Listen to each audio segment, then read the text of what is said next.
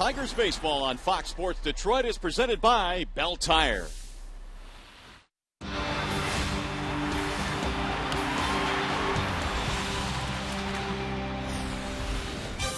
Earlier today, Danny Duffy held the Tigers offense in check, allowing just one hit over 6 innings. Meanwhile, he was supported by home run number 13 on the season for Eric Hosmer.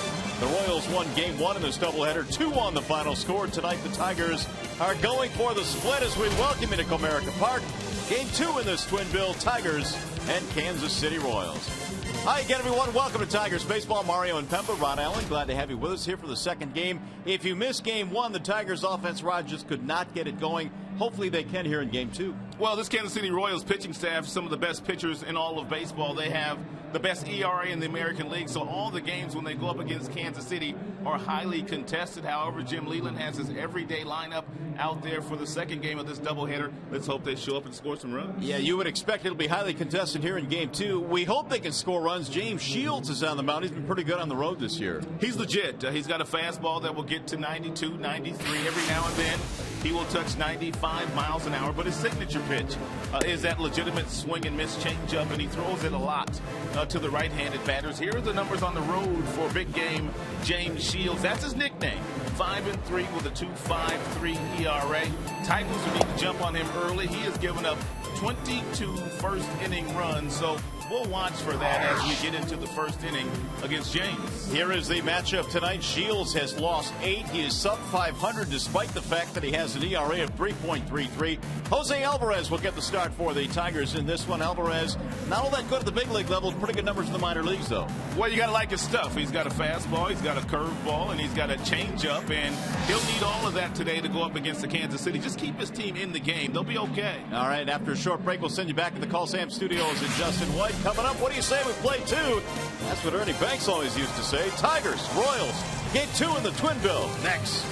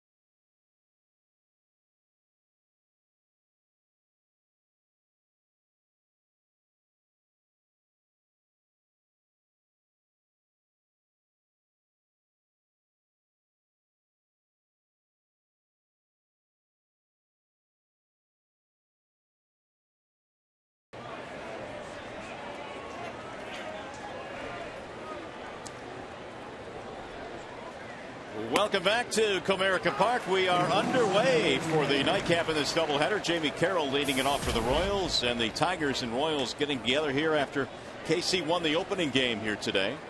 Jose Alvarez on the hill for Detroit. Here's the 0-1 pitch, and it's lifted in the air to center field, straight at Austin Jackson, and there's the first out of tonight's ball game. Here's the rest of the lineup for the Royals, presented by the Metro Detroit Chevy dealers.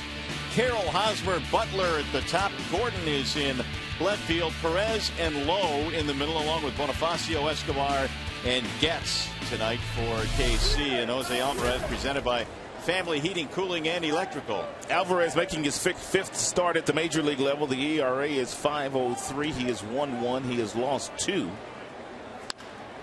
There's a base hit to left field off the bat of Eric Hosmer. Every hit Hosmer has gotten in this series has been the opposite way. It'll be the first hit of the ball game for KC. .273 batting average against Alvarez at the big league level. He has pitched very well in the minor leagues as well, and that's why he's getting the start here tonight. And so Alvarez facing a Royals team that won game 1 in this doubleheader behind Duffy, who allowed just 1 hit. 2-1 was the final in game 1.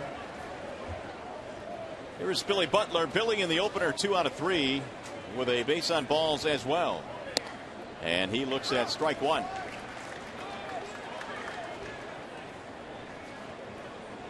Butler's batting average at .289. He's hit 11 home runs this year. Now Alvarez with the 0-1 pitch inside. 1 ball and 1 strike on Butler.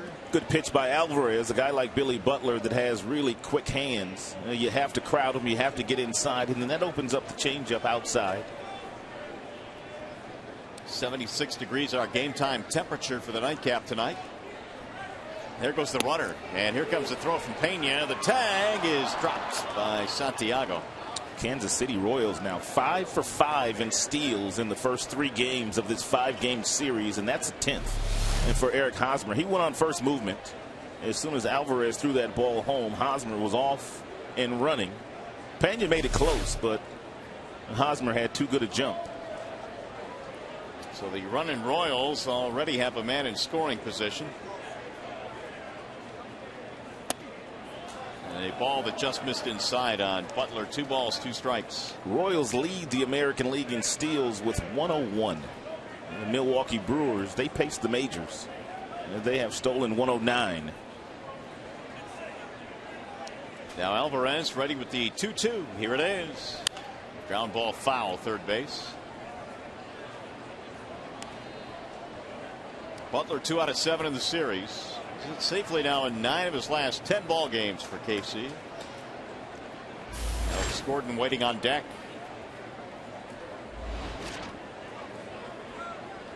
Hosmer a single and a steal.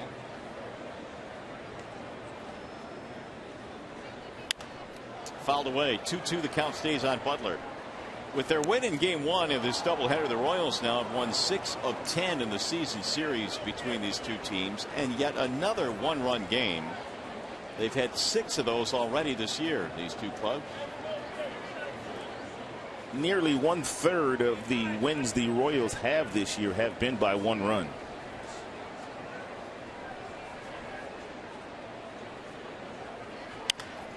Fly ball right field, slicing away from Torrey Hunter, going toward the corner. It'll be a foul ball.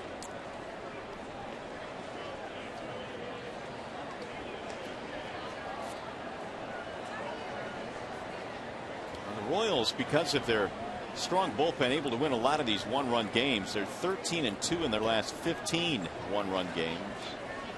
We saw that bullpen again at work earlier today in game 1. Outside, 3-2 on Butler.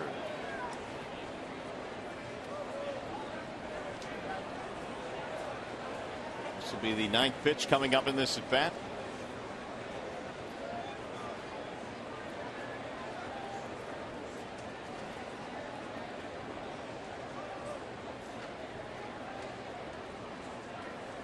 And the 3-2. Ground ball to third, foul. Just outside of the bag.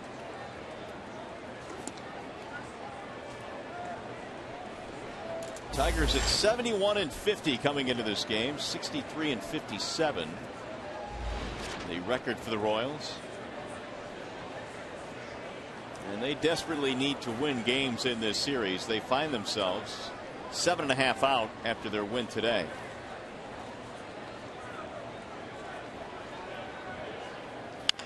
Bouncing ball to short. Iglesias will back up to make the play, advance the runner. 2 gone. Didn't have much luck getting Butler out in game 1. Nice job here by Iglesias. Didn't want a difficult hop, so he simply backed up until he got the hop that he wanted, knowing that he'd had plenty of time to throw over to first base before Billy Butler got there.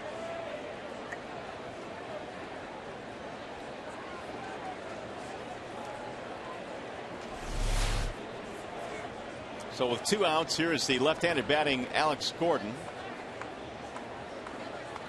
And he looks at a strike, 0-1. That's exactly what the Tigers have done to Gordon this entire season. They start him off with fastballs, and then they give him a steady diet of either breaking balls or changeups.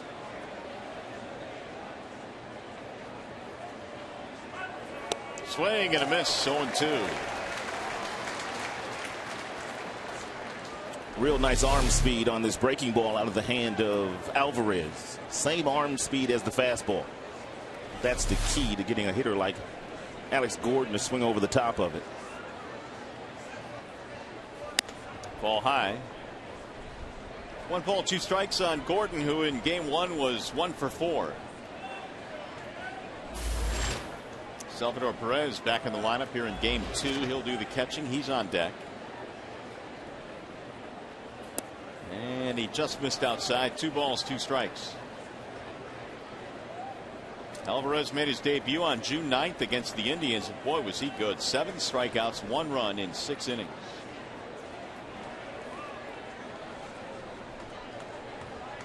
Here's the 2-2 pitch. Swing and a miss. Down he goes. Alvarez throws up a scoreless first. That's his first strikeout of the ballgame.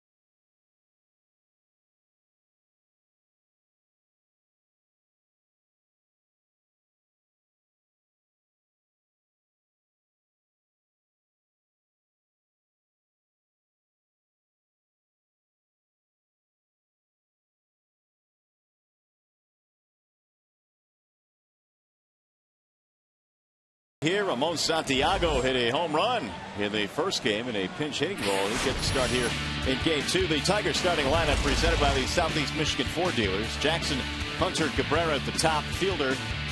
Then Martinez, the DH, Dirks in left for game 2. Pena, Santiago, and Iglesias, your bottom 3 for Detroit.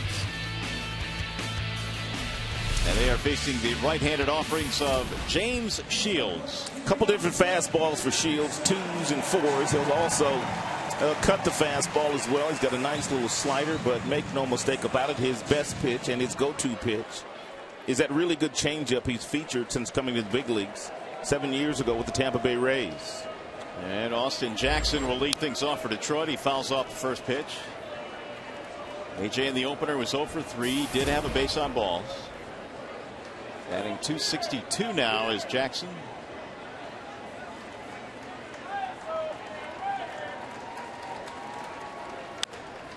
Fouled that one away. No balls, 2 strikes. Shields goes 6'3", 217 out of Newhall, California. He is 31 years of age.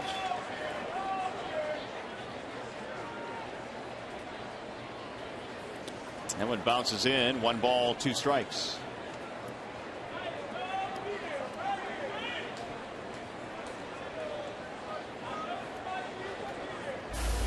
Torrey Hunter waiting on deck for the Tigers, who didn't get ahead in the first game until the 6th inning when Cabrera singled. There's a line drive foul. I think he had a 2-out single in the 6th. Tigers were being no hit by Duffy. Hopefully a different story here tonight in the nightcap. Duffy effectively wild this afternoon. 3 walks. He hit a batter, but only gave up 1 hit in the 6 frames that he pitched against the best offensive club in the American League. Ball low, 2-2.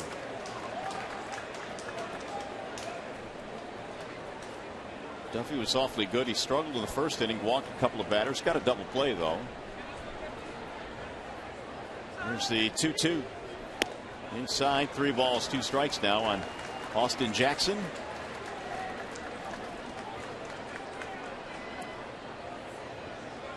Shields 5-2 against the Tigers, 3.5 ERA. Here's the 3-2. And he walked it, ball 4. Let's take a look at the starting defense by the Kansas City Royals. It's sponsored by Tim Hortons. It's Gordon, Bonifacio, and Lowe in the outfield. Jamie Carroll getting his first start of the series, the former Twins at third base. Escobar gets up the middle. Hosmer over at first, and Salvador Perez, the all-star catcher this year, behind the plate. Well, Bonifacio's played all over the baseball diamond, and here is a chart of his starts by position. He's out in center field in this game. He's brought a little energy to his new club in the last couple of games here at Comerica Park. He's already stolen a couple of bases. Jackson drawing a throw. AJ this year has stolen 6 out of 9. James Shields has made 25 starts this year, and he's surrendered 22 first inning runs. So that has to be going through his mind after the walk to Austin Jackson.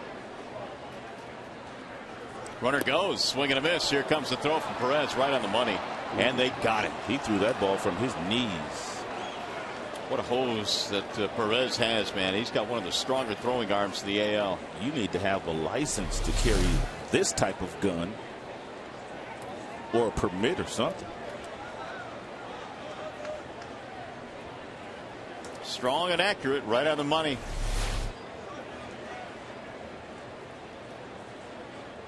.33% for Perez. Swing and a miss. No balls, 2 strikes.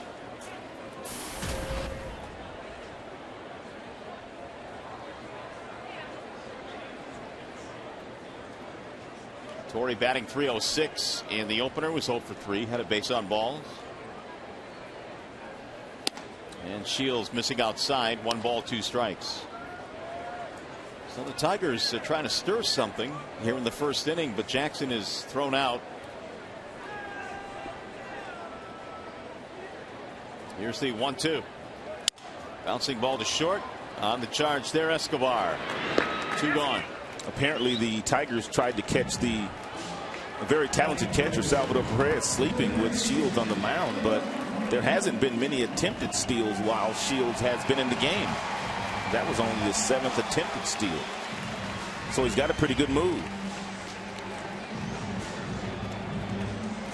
Salvador Perez was on the concussion list recently, and they actually got him a more padded face mask, but he said he didn't feel comfortable, so he stopped using it. That's fouled back out of play. And it's a mask that the Tigers now will have Alex Avila wear, a little bit more padding When Alex is able to come back off the concussion list. Is that the padded mask right there, or is he not? He's not using it. He is not using it. He doesn't like it. No, he said it was just too heavy and didn't feel comfortable. I wonder if Avila's going to like it. We'll find out. But Perez has gone back to the old mask. 1 ball, 1 strike. And that is low. 2-1 the count on Miguel. 1 for 3 in game 1 plus a walk.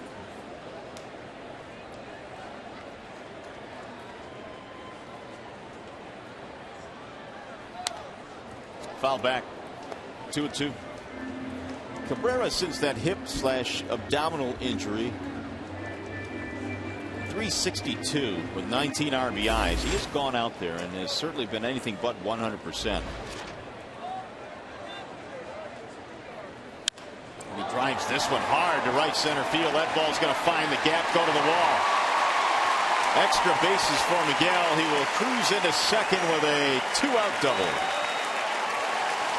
James Shields really has no answer for Miguel Cabrera, but there are very few pitchers in the American League that can maneuver their way around him successfully. That is a fastball up by design, but Miggy pulls the hands up, gets on top of it, and ropes it into right center field for a double.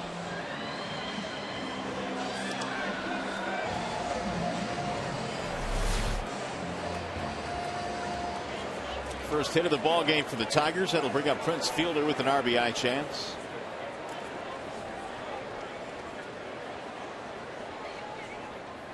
Fielder slices one foul, third base side.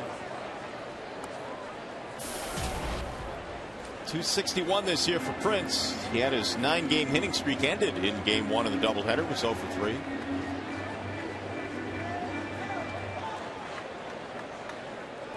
And Prince now in the series 1 for 7. Shields with the 0-1. Make it 0-2 now on Prince.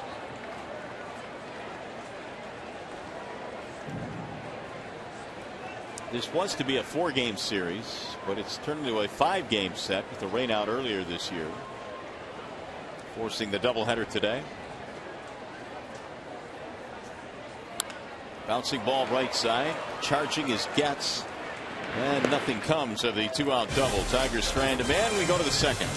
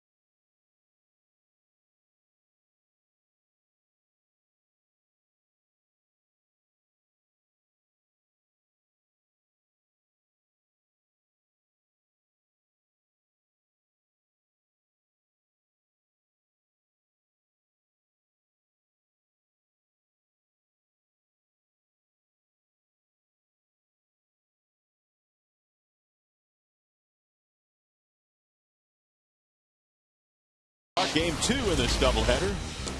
Tigers starting defensive alignment looks like this evening. Dirks in left, Jackson in center, Torrey Hunter's in right. The infield left to right reads Cabrera, Iglesias, Santiago, and the Prince, and Brian Pena catching the nightcap. Salvador Perez leads it off as we go to the second. Justin Verlander pitched game 1 and pitched well enough to win, but Tigers couldn't get him any offense. Fouled back out of play. No balls and 2 strikes. So Alvarez hopeful of pitching the Tigers to a split. Salvador Perez batting .271. Now 0 for 4 in the series with a walk. He made him move his feet. Down he goes. 1-2.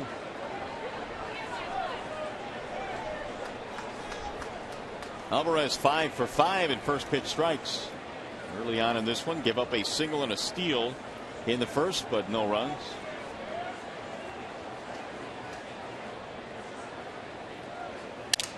Check swing, broke his bat, and it's going to roll foul.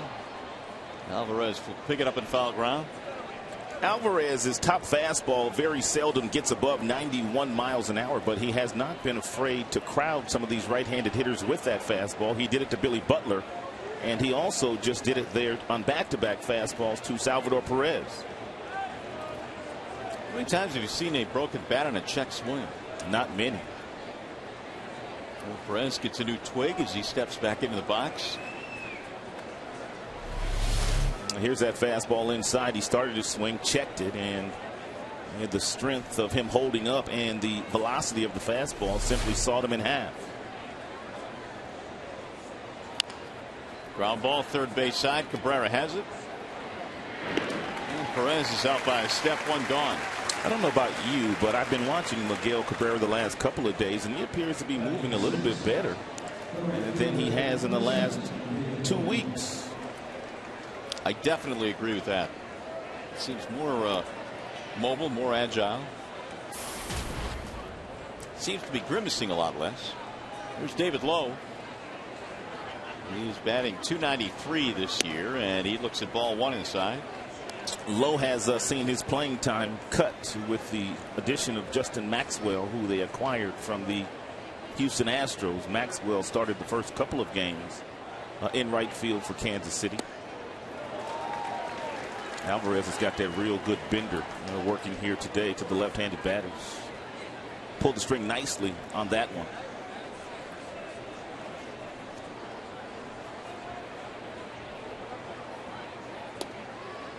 Two and 1.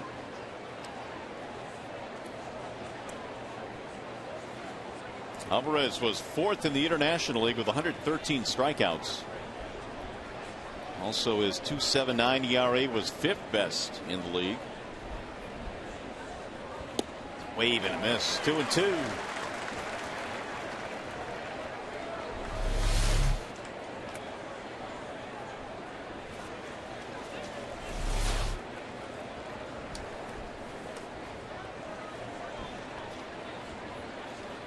Swung on and missed, and Lowe is out of there. 2 gone. Second strikeout now for Alvarez. If Alvarez continues to locate the breaking ball where he is locating the breaking ball to these left-handers, he's going to have a nice night here against the Kansas City Royals. Struck out 7 in his big league debut against the Indians. Here is Emilio Bonifacio.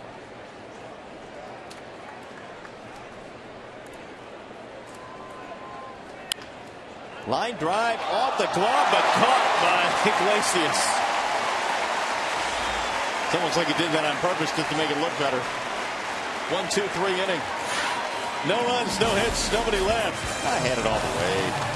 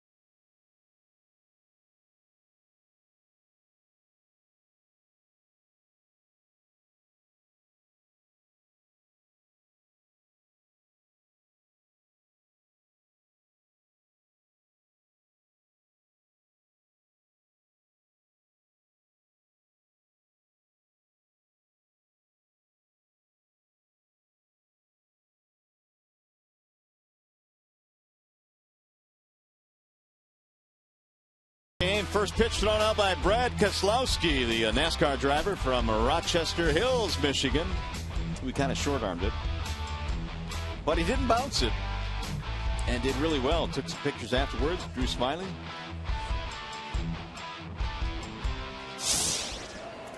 Turned into a very nice night here at the ballpark tonight. 76 degrees our temperature right now, and they are scoreless here as we go to the bottom of the second. It'll be Victor Martinez to lead it off.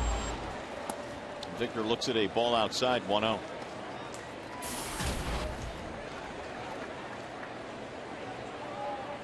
Martinez at 280 was 0 for 4 in the opener. And Shields missing inside. 2 balls, no strikes.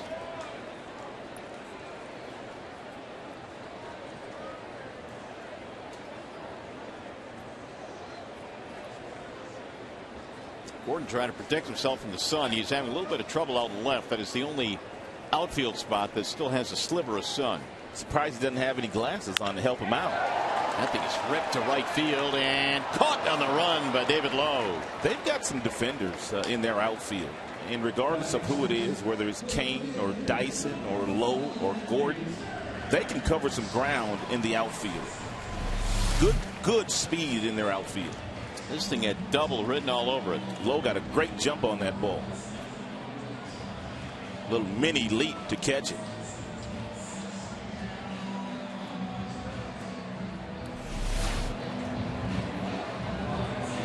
One out here in the second. As you look at the outfield numbers on David Lowe, 992 fielding percentage, just 1 error.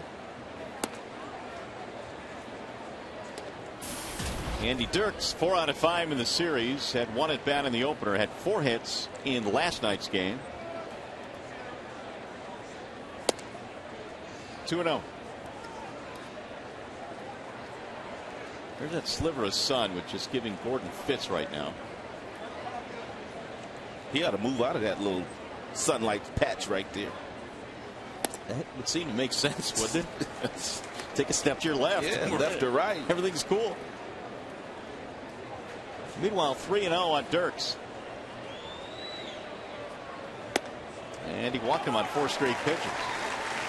Shields has not really been very sharp here early out of this game. As many balls as strikes. He walked 52 coming in 25 starts. 136 strikeouts for James Shields. He's also given up 18 home runs this year.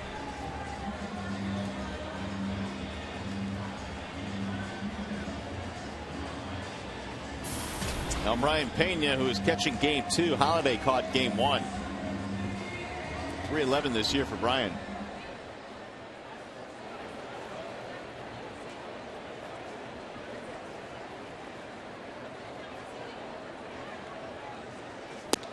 Ball 1 inside. Pena had his 5-game hitting streak snapped in the opener. He appeared as a pinch hitter.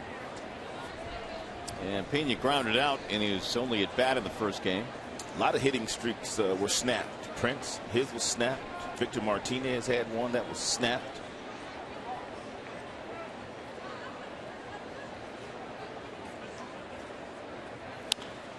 That is pulled right by the first baseman Hosmer into right. Dirks will go to second and pull in there, and the Tigers have something going now. Good base running by Andy Dirks. You're taught as a base runner, anything hit on the line with less than 2 outs, you get back to the base. Andy Dirks was headed back toward first base. And then once the ball got past Hosmer, he was able to advance 90 feet. It's good base running. Ball almost hit him. Whoop.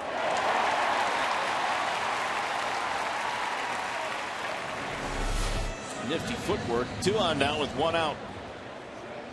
Here's Santiago.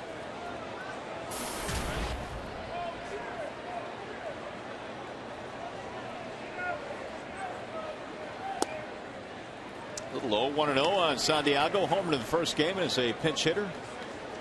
First ever career pinch hit home run.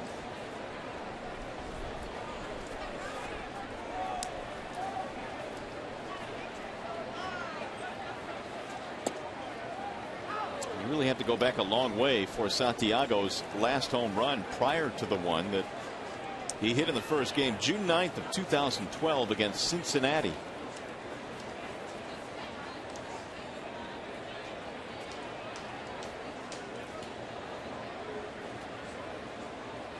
Now at 1-1. Popped him up. Left side of the infield, Escobar. One step onto the grass, and Ramon is out 2 away. Fans, by the way, if the Tigers combine for 3 or more home runs in this game, bring a copy of the box score to a participating Arby's location tomorrow, and you will get a free small order of curly fries. So we'll take a 2-out hit now from Iglesias, batting in the 9th spot here in game 2.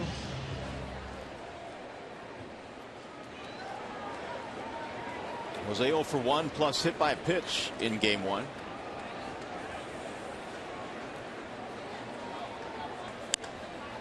High fly ball, shallow left. Gordon coming on. Escobar going back, and it's the shortstop, Alcides Escobar, to retire the side. No runs, a hit, a walk, 2 men left. Tigers baseball presented by Bell Tire.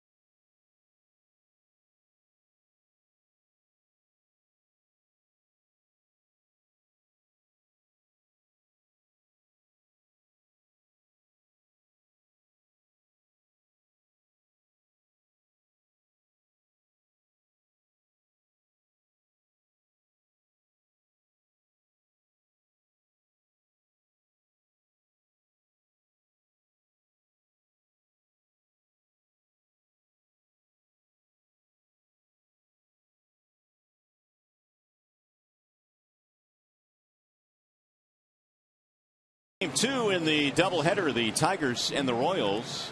And no score so far in this one. And for KC, it'll be Alcides Escobar to lead things off. And Escobar to be followed by Getz, and then Jamie Carroll. Glad to have you along with us tonight as the Tigers try and split this twin bill.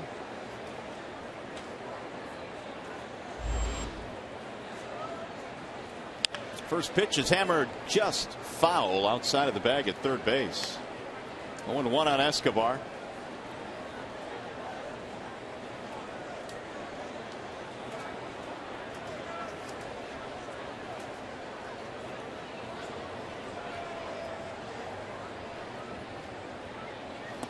There's a wave and a miss.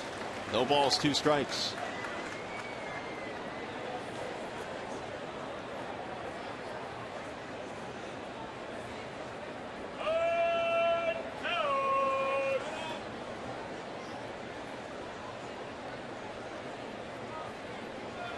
Now the 0-2. 1 ball, 2 strikes. Jose Alvarez throws from the stretch all the time. Starts the game that way and finishes the game that way. He feels a lot more comfortable throwing from the stretch. He feels like he can command all of his pitches a lot better. 2 balls, 2 strikes on Escobar. They've held him in check in this series. 0 for 8 so far for Alcides. Way outside. 3 balls, 2 strikes.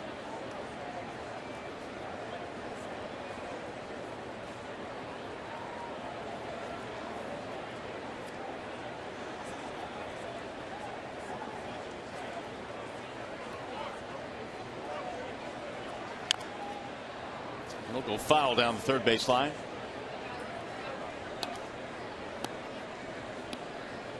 Escobar had a big year offensively last season. To go with his defensive exploits, there is no challenging his ability to play defense. This year the numbers offensively down a little bit, though. He's going to be their shortstop for a while. They gave him a nice lengthy contract after the success he had last season. Meanwhile, Alvarez dusts him for his third strikeout. One gone here in the third. We'll bring up Chris Getz.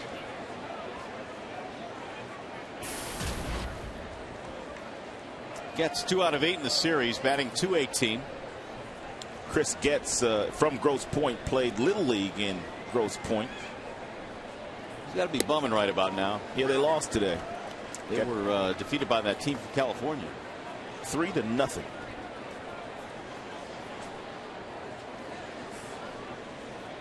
Here's the 0-1. 1 ball, 1 strike on Getz. Grosse Pointe South High School on the University of Michigan for Chris Getz.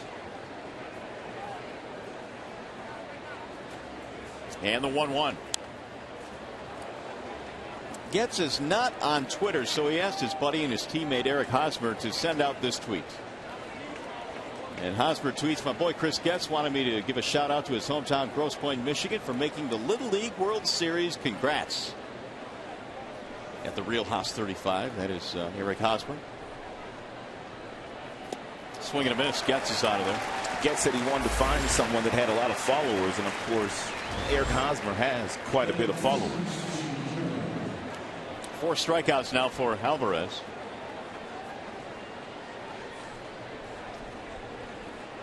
Here is Jamie Carroll.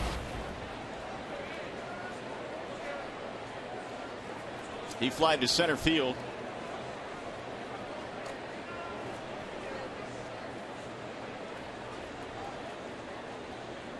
Carroll, one of the pickups that the Royals have made. They've added Bonifacio. We've talked about that. Justin Maxwell.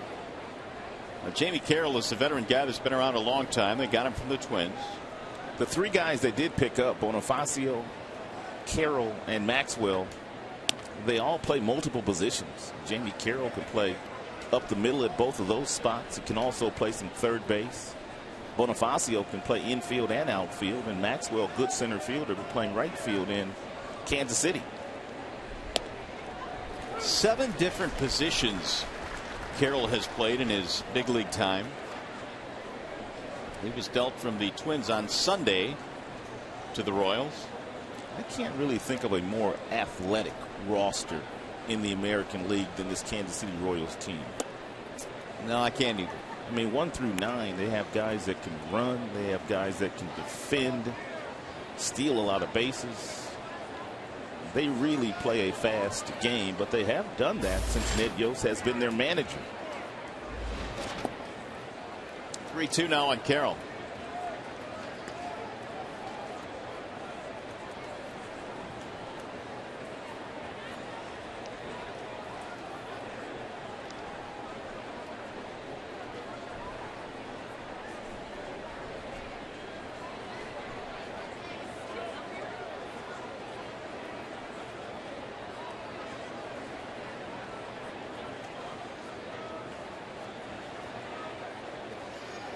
And he lost him. Ball 4. It's a 2-out pace on balls for the leadoff man Carroll.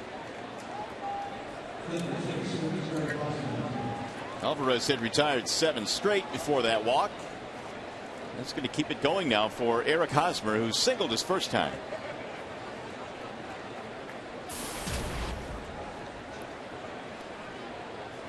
And hit his 13th home run of the season off Verlander on a breaking ball the other way in game 1. He hit it over the left field wall.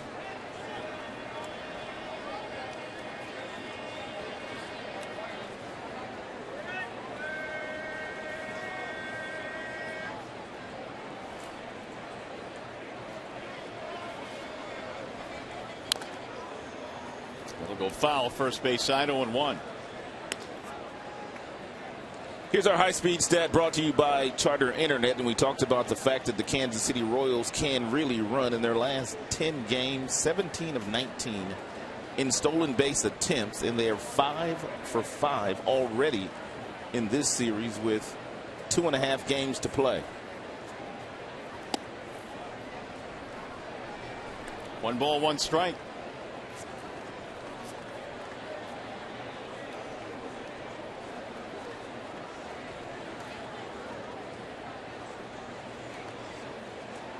Hosmer has more hits than any other American League first baseman, and has really turned things on in the second half. Former #1 pick of the Royals, came up through the minor leagues with Moustakas. They are still missing Mike Moustakas, who is not on the DL, but he's missed the last few games. Hosmer had a brutal year last year after having a really good rookie campaign, and he was not off to a good start this year until George Brett took over as the hitting coach. And when George Brett took over, Hosmer, well, he took off. Here's the 1-1. High towering fly ball deep into right field. You're going to want to forget about this one. This ball is way back and gone. He's got huge power. 2 out, 2-run shot to give the Royals a 2-0 lead. Second hanging breaking ball of the day that Hosmer has gotten. He got one from Verlander earlier today, and here's a hanging breaking ball or changeup. It's off speed, whatever it is, and he lifted and separated, and he killed that. You don't see many balls hit that far in this ballpark, not up in right field. It was hit high, and boy, was it hit far. Reminds me of that ball that Papa Grande served up to Big Adam Dunn here. That'll be the 14th home run of the season for Hosmer, his second in the doubleheader. 2-0 KC. Ball inside to Billy Butler.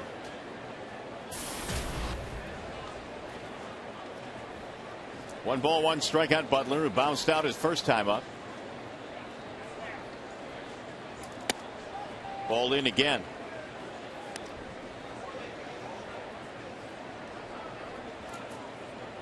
Hosmer now with 59 RBIs. And based on balls to the 222 hitter Jamie Carroll, costly. Yeah, Alvarez had struck out the first 2 men in the inning, and then he walked Carroll, which opened the door for Hosmer. You can smile if you hit him that far.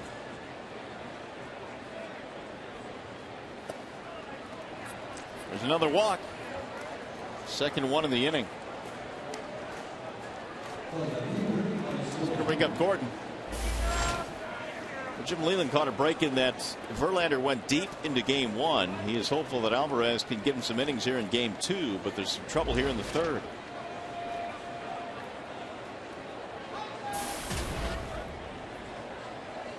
Gordon struck out his first time up.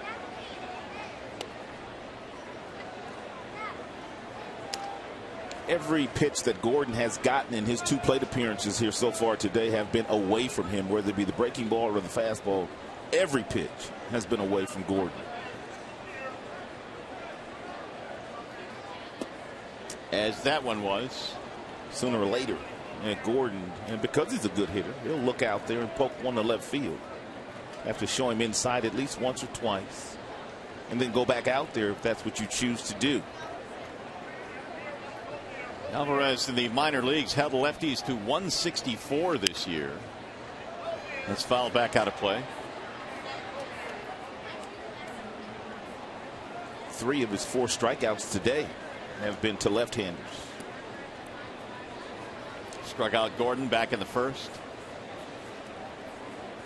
2-1 the count. 2 runs in, and the home run by Eric Hosmer. Lifted to left field, and cruising over is Andy Dirks, and now in to retire the side. 2 runs in, and the homer by Hosmer. As we go to the bottom of the third, Jackson Hunter Cabrera coming up for Detroit.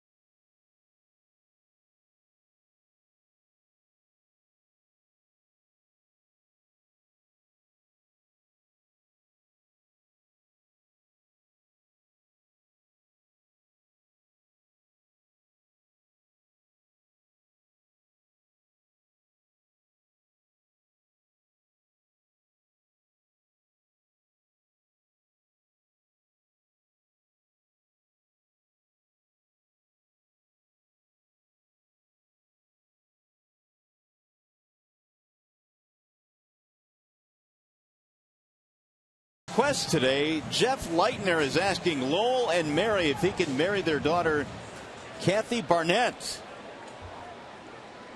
What do you think the answer is going to be, Rod? Well, if he's bold enough to bring a sign like that to the ballpark and we put it on TV, I hope she says yes. I'm with you on that. Good luck on that, Jeff. Let us know how it turns out. Hopefully for the positive. Here is Austin Jackson. He looks at a strike called 0-1.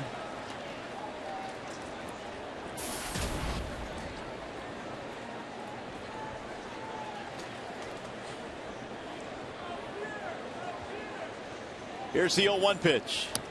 And it's low and outside. 1 ball, 1 strike. Jackson, Hunter, Cabrera. We're in the bottom of the third. 2-0 in favor of the Royals. A 2-run homer by Eric Hosmer, their first baseman. Here's the 1-1. Low and outside. 2 balls, 1 strike. James Shields has just not thrown a lot of strikes here today, at least early on. Ooh, pretty good numbers for AJ. 350 against Shields.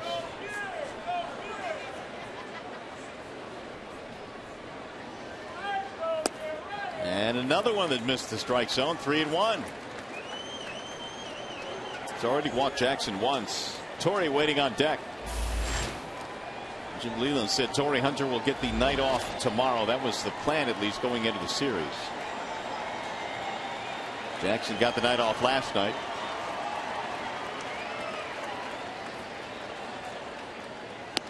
Down the middle it comes. 3-2.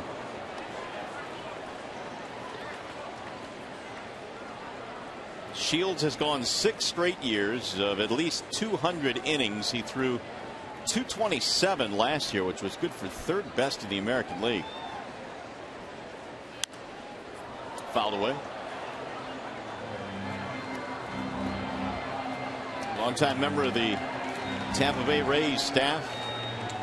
Has one of the best changeups in baseball for a right-handed pitcher. Not afraid to throw that changeup to right-handed batters, a lot like Sanchez and Verlander, Porcello, Pfister. They're the same way.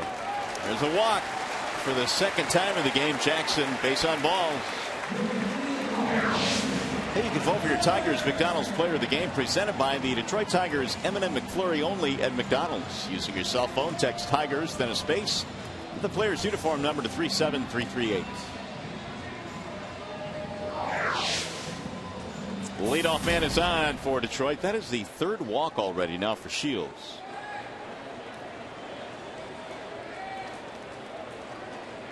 Torrey bounced out his first time up.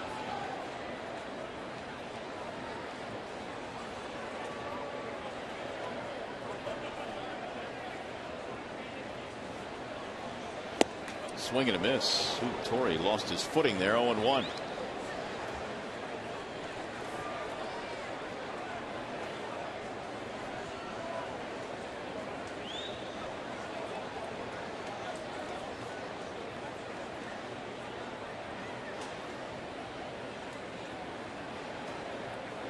Jackson at first base.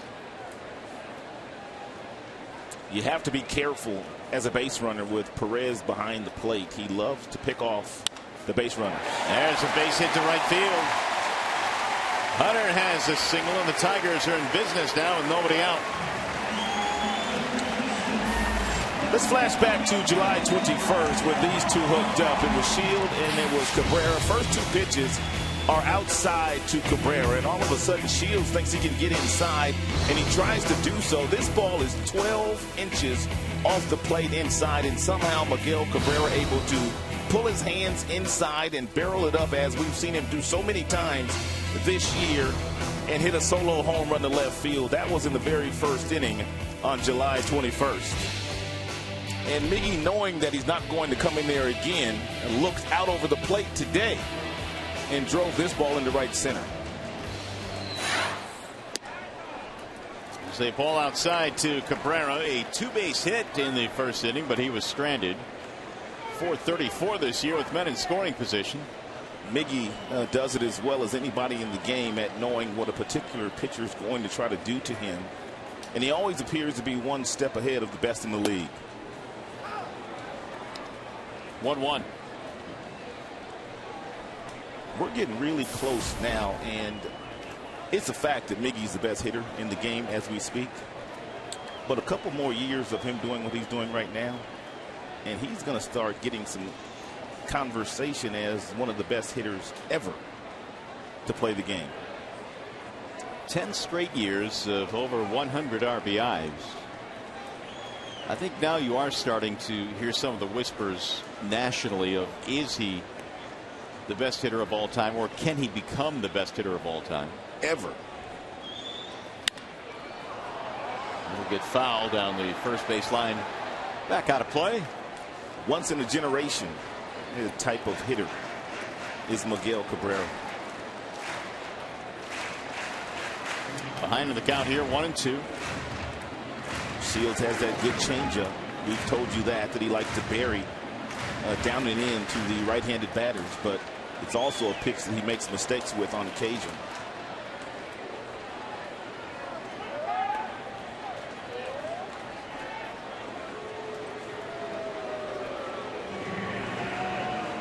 The ratio for Shields today has not been all that good.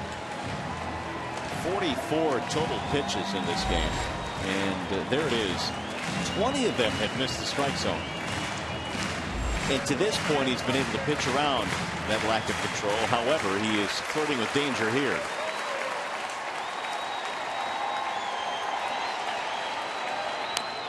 Off the end of the bat, rolled toward the pitcher, and Shields has only one play. So Cabrera's out and move the runners up.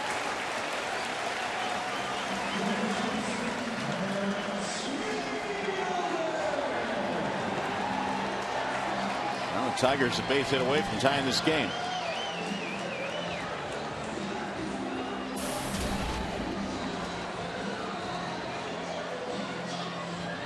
Fielder batting .260, grounded out his first time.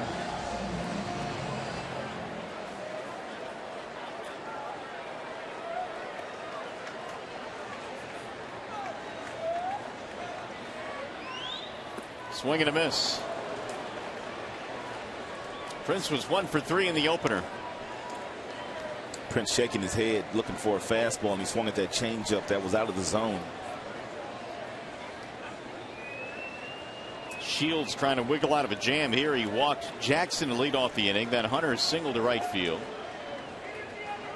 Now with one out, here's the 0-1. 1 ball, 1 strike. Prince trying to hit something in the gap to drive in both Torrey and also Austin. Austin standing on third base, but a simple ground ball to any of the infielders would plate at least Austin Jackson with 1 out. Hey, just a reminder, as you enjoy a cold one, to look forward to Miller Time later in tonight's game, brought to you by Miller Lite. Tying runs both in scoring position for Prince Fielder. Now the 1-1. Swing and a miss. 1-2 on Prince. Shields holds left-handed batters to a .247 batting average, and right-handers hit him at a .271 clip because of that pitch right there. That changeup is unbelievable.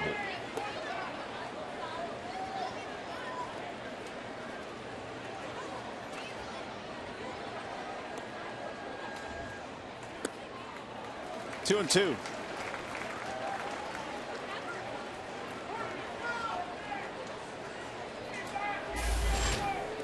Victor Martinez on deck.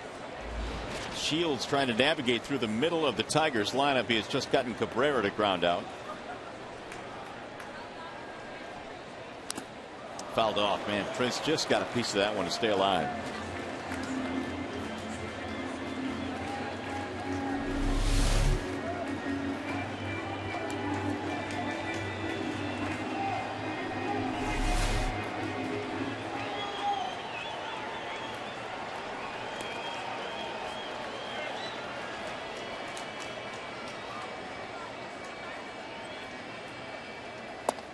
Low and away.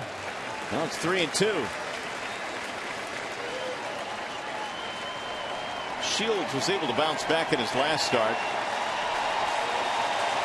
2 earned runs against the Red Sox after giving up 7 runs in a start against Minnesota.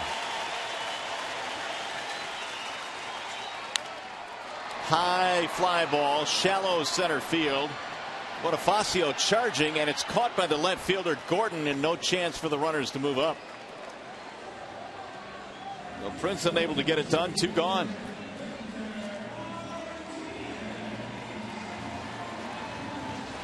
It's the first time that Bonifacio has played center field for the Kansas City Royals, and he's calling that ball all the way, but he was overruled by Gordon. Gordon gets a ton of assists from that left field position, so Bonifacio had to get out of the way and allow Gordon to catch that baseball. It's usually not that way. I was going to ask you, isn't it? When the center fielder calls the baseball, the left fielder's responsibility is to get out of the way.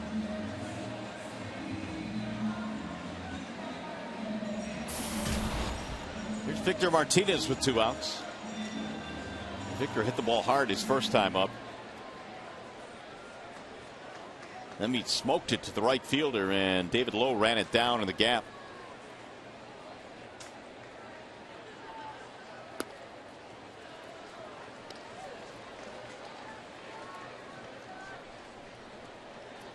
Oh for 5 now in the doubleheader for Martinez. Still runners at second and third. Jackson and Hunter occupying the bases.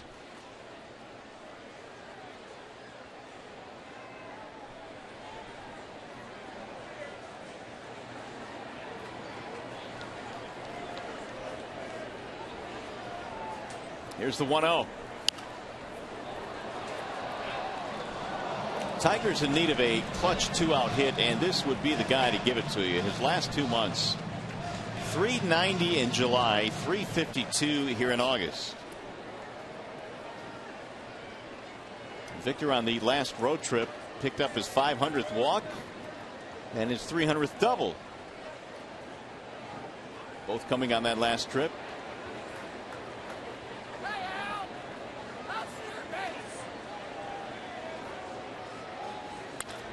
Driven to right field. Lowe is on the run again, and he'll get there more easily for this one. So Victor hits it hard twice, but he's 0 for 2, and the Tigers strand 2.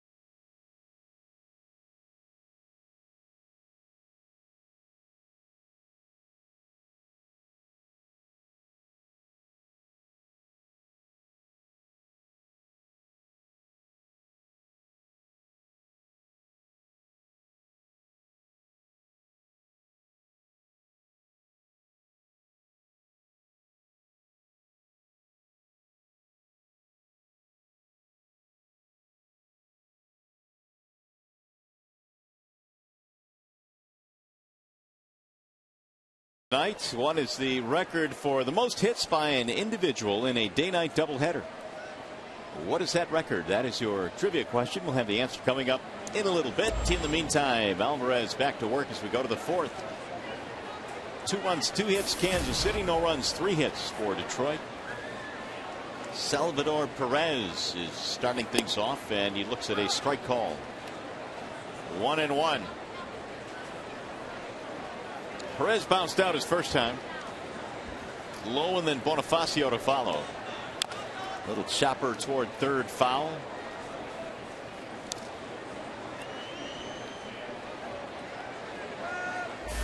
David Lowe waiting on deck. 2-run shot by Eric Hosmer is the difference in this game.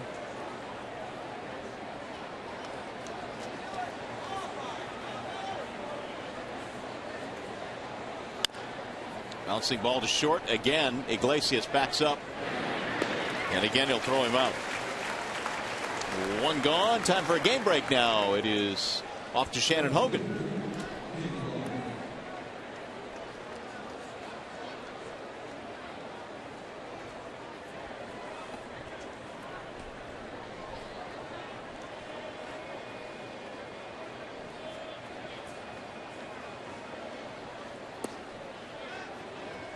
All right, Shannon, what is up with Soriano? That is ridiculous to be that hot. He just did not look good in that series against Detroit, but he has caught fire. David Lowe, the batter, with one out. Ball inside from Alvarez. 2-0. He struck Lowe out back in the second. We told you that Alvarez back in the minor leagues had limited lefties to a 164 average.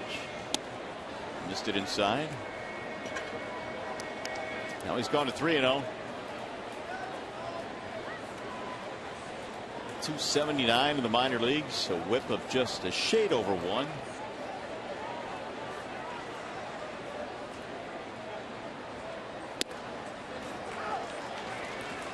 Three and 1 the count.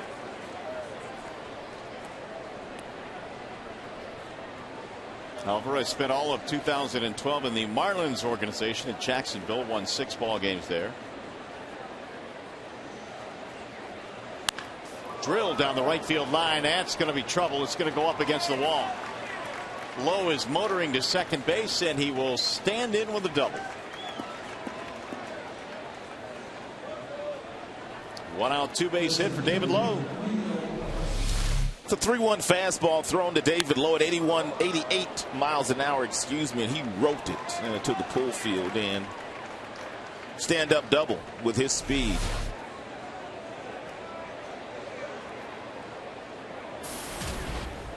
Here is Emilio Bonifacio. Lined out to the shortstop his first time, and Bonifacio backs out of there. 1-0. When Bonifacio was traded to the Royals, he joined his brother, who is in the minor league system with Kansas City. In fact, his brother Jorge is one of their top prospects, and many believe their top outfield prospects. It's at Double-A right now. Foul back out of play. 1 ball, 1 strike.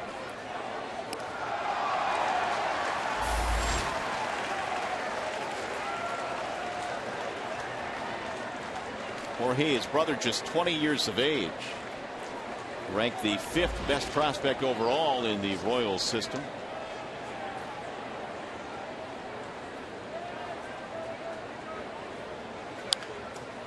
Popped him up left side of the infield. Iglesias going to the grass to make the catch. Bonifacio is out, and holding at second as well. We have a great catch in the stands here.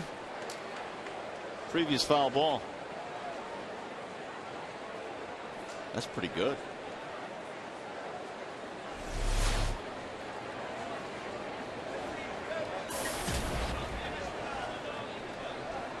Here is Escobar.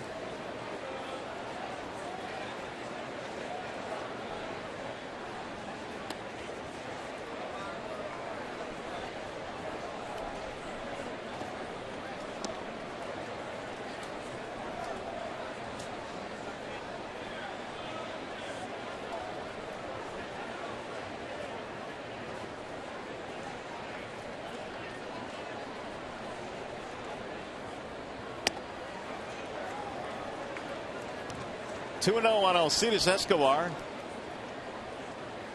When Alvarez was first called up, his first 2 starts against Cleveland and Boston, he gave up just 3 earned runs in 11 innings. But the next 2, he gave up 8 earned runs. He faced the Angels in Toronto. There's a high fly ball, shallow right field. Torrey cruising under it, and that is that. They waste a 1-out double.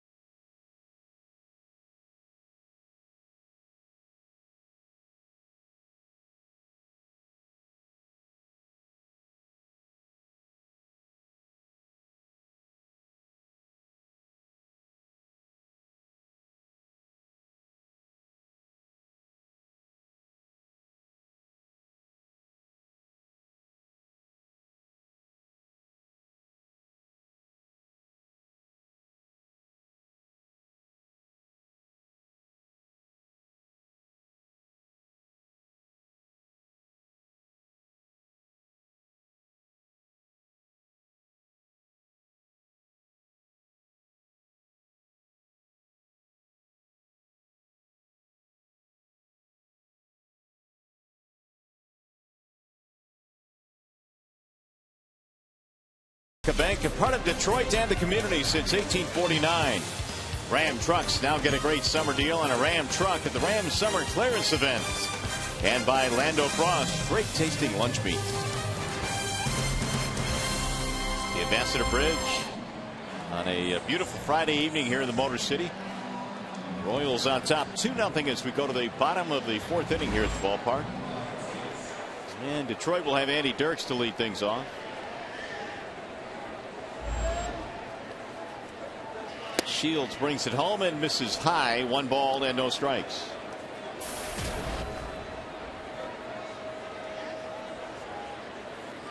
Dirks at 251. Pena and Santiago to follow. 2 runs on 3 hits for KC. No runs, 3 hits for Detroit.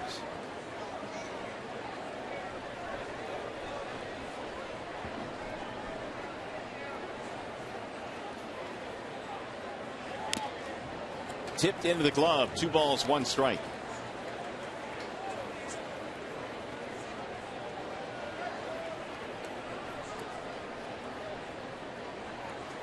Andy getting a call out in left field here in game 2 with the right-hander on the mound.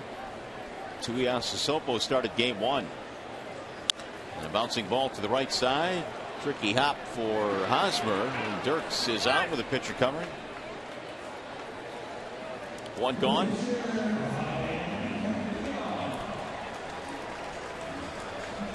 It's going to bring up Brian Pena.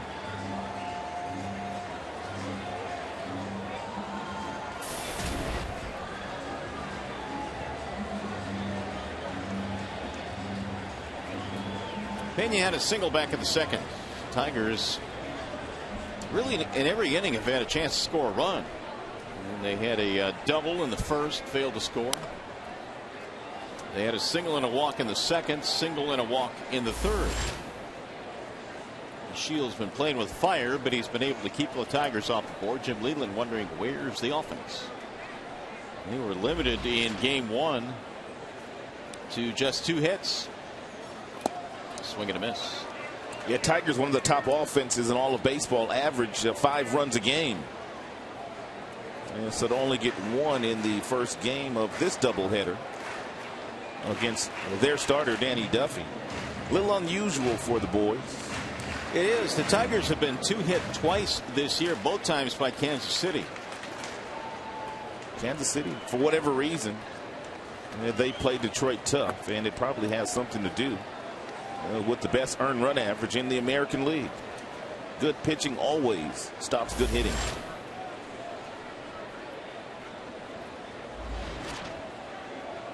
One and 2 on Pena. Lifted in the air to right. David Lowe's been busy. He'll back up on this one.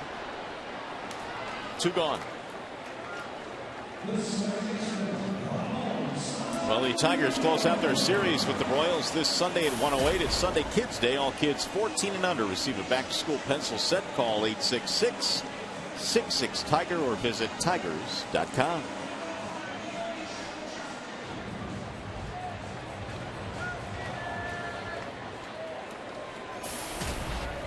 Here's Santiago.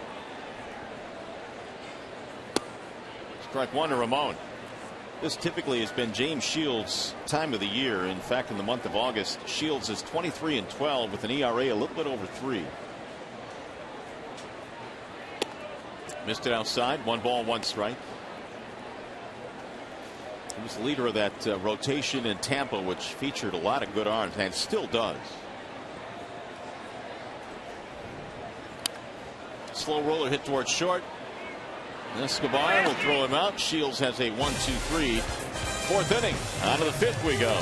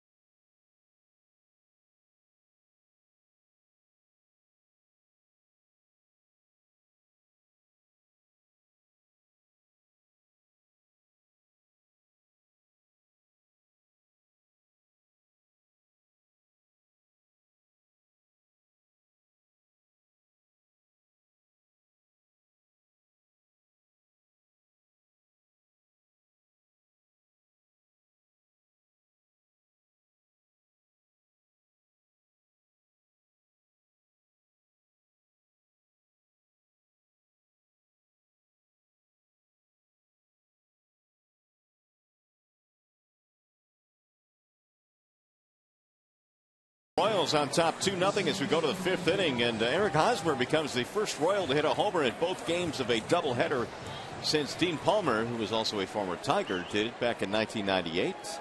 And the Tigers met in scoring position 0 for 6. AT&T trivia question: what is the record for most hits by an individual in a day-night doubleheader? 9 hits, been achieved 9 times. Lee Thomas of the Angels. There's a bunt towards second. Santiago not going to get there. Nice attempt by Santiago to get to Speedy Getz, but a great bunt by Getz with Miguel playing in on the grass. He took it the other way, and he stayed in the batter's box long enough to make solid contact, which allowed him to get the ball past the pitcher Alvarez. And once he got it past Alvarez, there was really nothing Santiago could do. Bunt single for Getz. Now Jamie Carroll.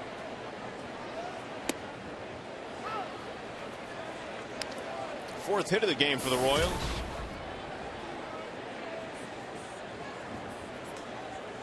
Carroll has a walk and a run scored.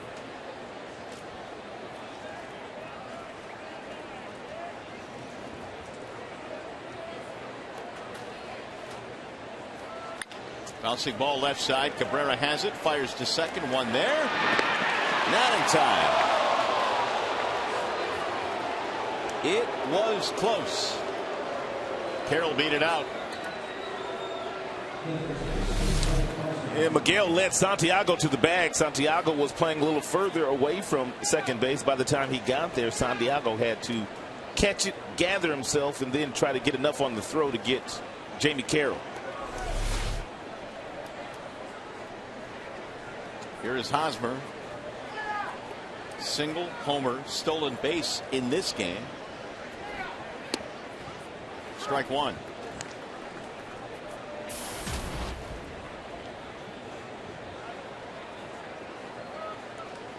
Hosmer now batting .297.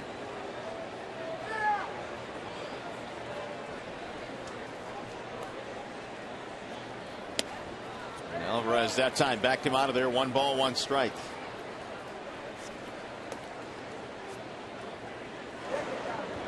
Jeremy Bonderman now starting to warm up in the Detroit bullpen.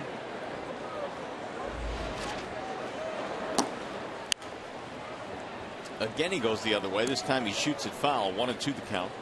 Since June 5th, the Royals have been a really good team. They are combined 40 and 25. The problem with that is the Tigers are also 40 and 25. So the Royals have not had a chance to make up any ground against the team they're chasing in the division. I guess in one respect you could feel good about yourselves and that you are playing really good baseball, but there has to be some frustration with that as well. No doubt. I think, although they won't say it, they are probably looking more at the wild card and not thinking so much about catching the Tigers in the American League Central. The Dodgers, in that same span since June 5th, they have the best record in all of baseball. They are 45 and 18.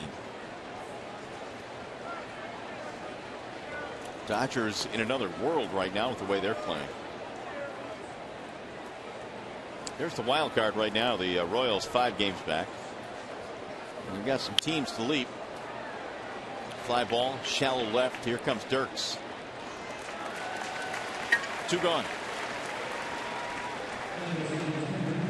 Here's our Xfinity high-speed pitch on Alvarez this evening. 91 top fastball, but a 91 looks a lot faster when you can work 4 quadrants of the strike zone. He's been up and in, up and away. He's gone down and in, and also down and away with his fastball. You need to move your fastball around when you only throw 91 miles an hour. Butler looks at strike 1. Steady diet of fastballs inside to Billy Butler. Billy Butler did not like that last call by Quinn Walcott. He thought it was up in the strike zone.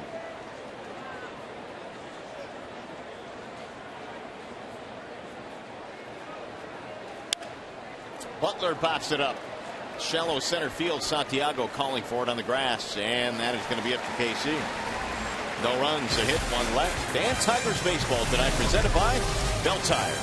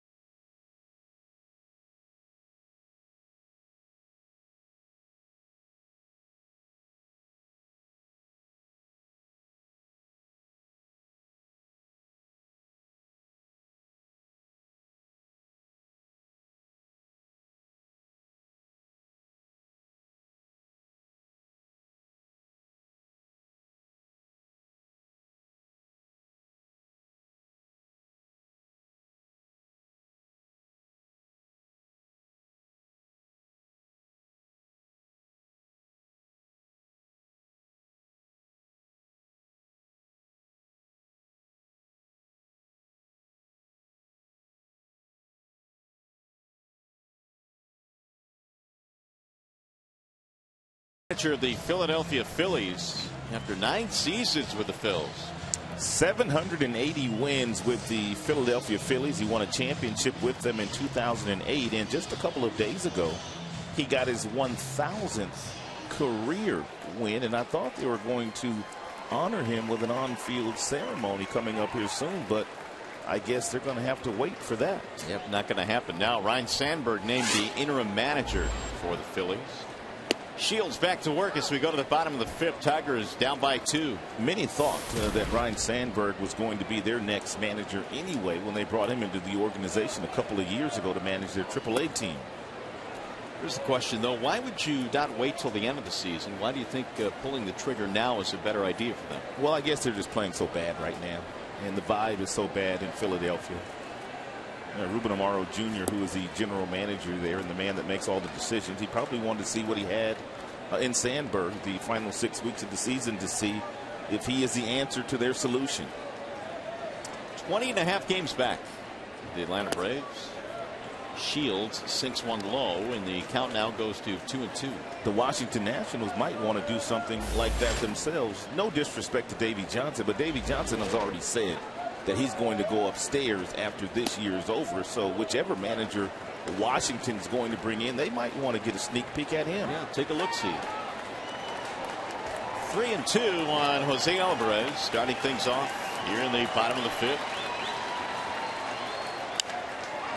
Fly ball center field. Bonifacio. 1 out. And 7 straight set down now by Shields. Back up to the top of the order now, Austin Jackson. Shields, one of those guys you have to get early. We told you that he's given up 22 first-inning runs. Tigers nearly got him in the first. Jackson walked, but he was thrown out. Therefore, he wasn't on base when Miguel doubled in the right center field. And they've had very few good swings against Shields since then.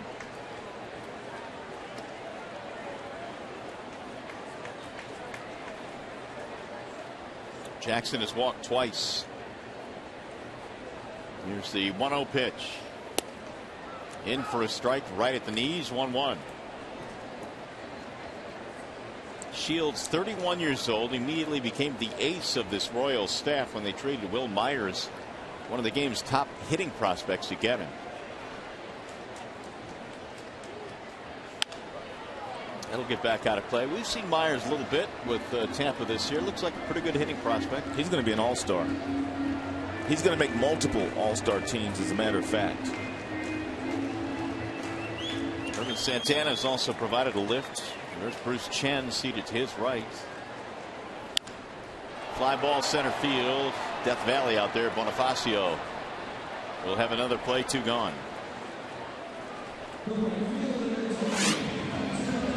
Will Myers, look at these numbers now. 316 with 9 homers, 33 RBIs. Nice young man, too. Had a real nice conversation with him when we were in Tampa. Yeah, I think you're right, though. I think he's going to be a multiple all-star. He just has that look about him.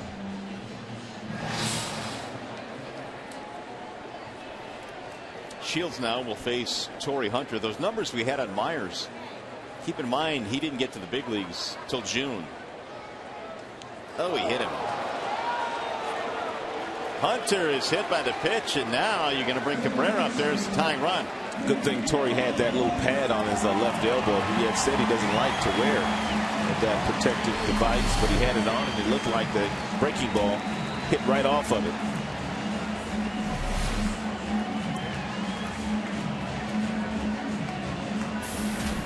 Now we'll see if Miggy can make him pay. Cabrera double and a ground out in this game. James Shields moving the outfielders over toward right center field. He pointed to Gordon and left and told him to move over, and he also told the center fielder Bonifacio to move over into the right center field gap. You could do that. Here's Bonifacio in center, and here's Gordon. They both moved about 6-7 steps to their left before that first pickoff throw.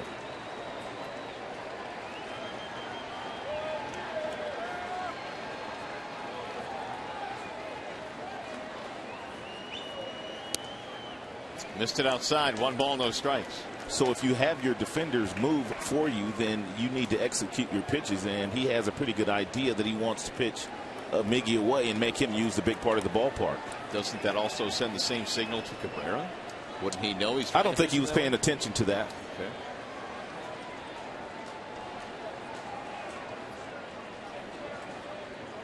The 1-0 pitch. Missed it outside again. 2-0 the count.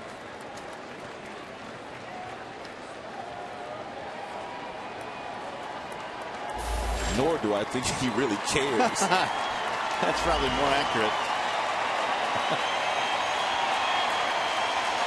2 balls, no strikes. Trying to get this huge crowd into this game here. The Tigers have been limited to just 3 hits and 5 so far in the doubleheader. That's it. That one hits the outside corner. Good breaking ball by Shields. Not a good pitch for Miguel to swing at. Therefore, he took it. But he also has a question for Quinn. Walcott, the home plate umpire. Was it really a strike? And apparently it wasn't.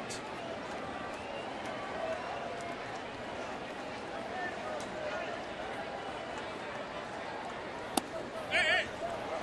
3-1. Perez was ready to fire down to first base, but he lost the handle. Really looks like Shields wants no part of Miguel. He'd rather take his chances with the guy in the on-deck circle, who's pretty good. A 2-out hit batter. And a 3-1 count now on Cabrera.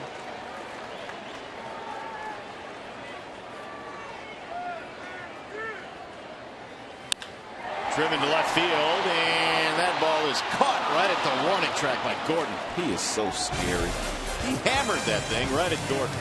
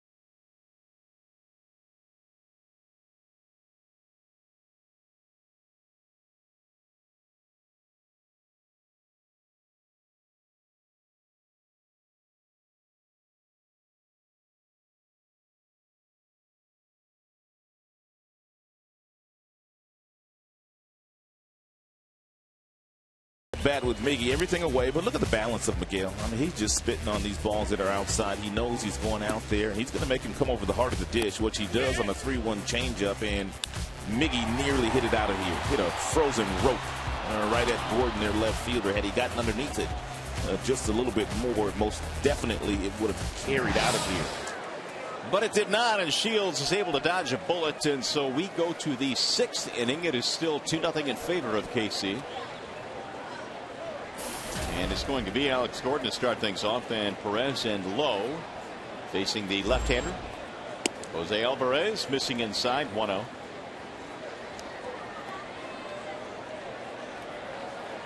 Gordon is over 2 strikeout and a flyout. Shields has not been crisp this evening in terms of balls and strikes, but he has kept the Tigers off the board, and in the end that's all that matters. Danny Duffy, who started the first game of the doubleheader this afternoon, wasn't very sharp as far as his command was either, but only gave up 1 hit, 6 innings. Bullpen did the rest in game 1. Soft line drive caught by Miguel. One gone. Time for a game break. Here is Shannon Hogan.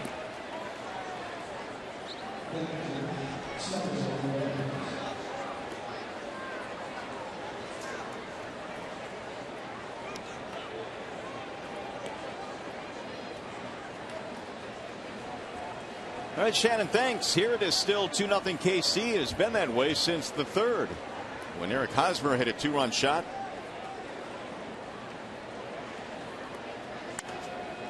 Line drive to right. That is a base hit right in front of Torrey Hunter. First hit of the game for Perez. He goes the other way. There is activity now in the Detroit bullpen. Phil Koch has joined Jeremy Bonderman.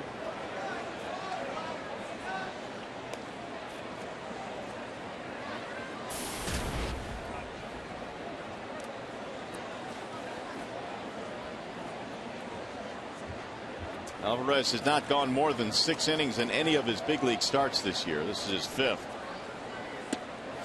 There's a strike called on David Lowe.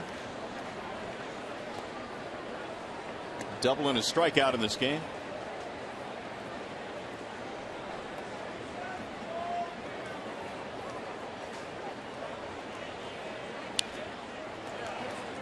It's not like the Royals have been scoring a lot of runs either. They have scored 5 runs in their last 4 games. Not including this one here today. They have a 2-0 lead. So offense has been tough to come by for Ned Yost and his club.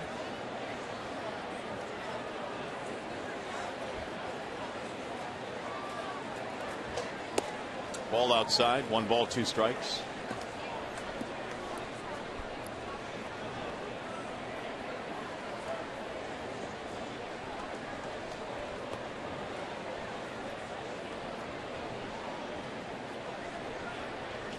Swing and a miss. It's the second time he has struck out David Lowe here today. Well, you can join us again tomorrow. The Tigers taking on these Royals. Coverage begins at 6 o'clock. The Tigers live. Tigers Royals tomorrow at 6. You can see it right here on Fox Sports Detroit.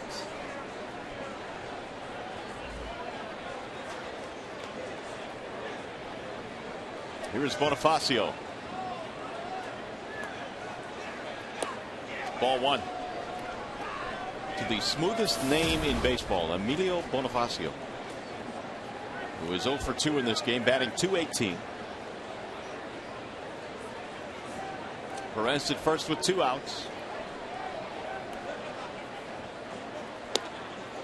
Ball too high.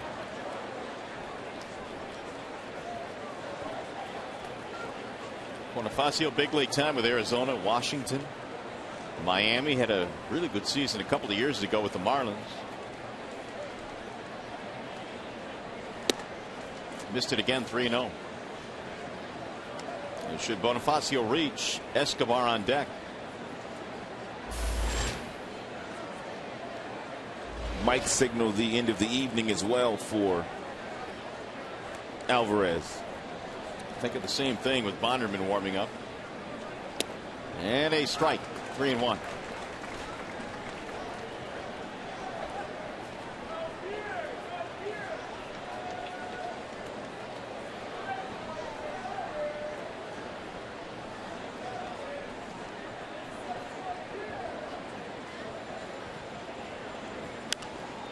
That'll get back out of play down the right field line. Count is full now on Emilio Bonifacio. Royals have had a lot of scoring chances as well in this game. 1 out double in the 4th. Couldn't score. Got that leadoff bunt single from Getz in the 5th. Overall in this game, 5 hits for the Royals.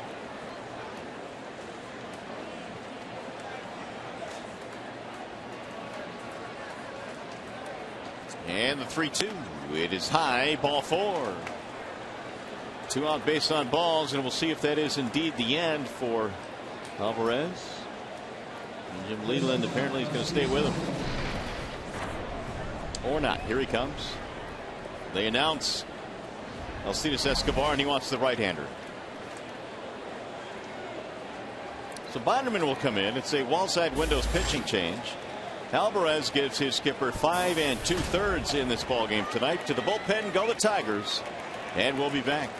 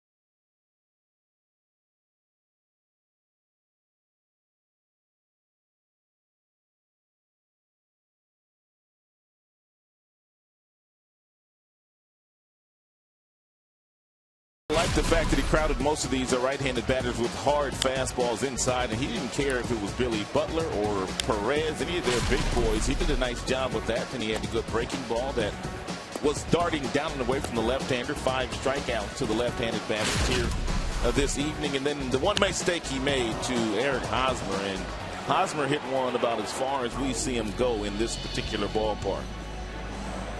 And right now that home run is the difference. 5 2/3, 5 hits, 2 runs for Mr. Alvarez. He is still responsible for the 2 guys on the bases, though. And now Jeremy Bonderman will take over for Detroit.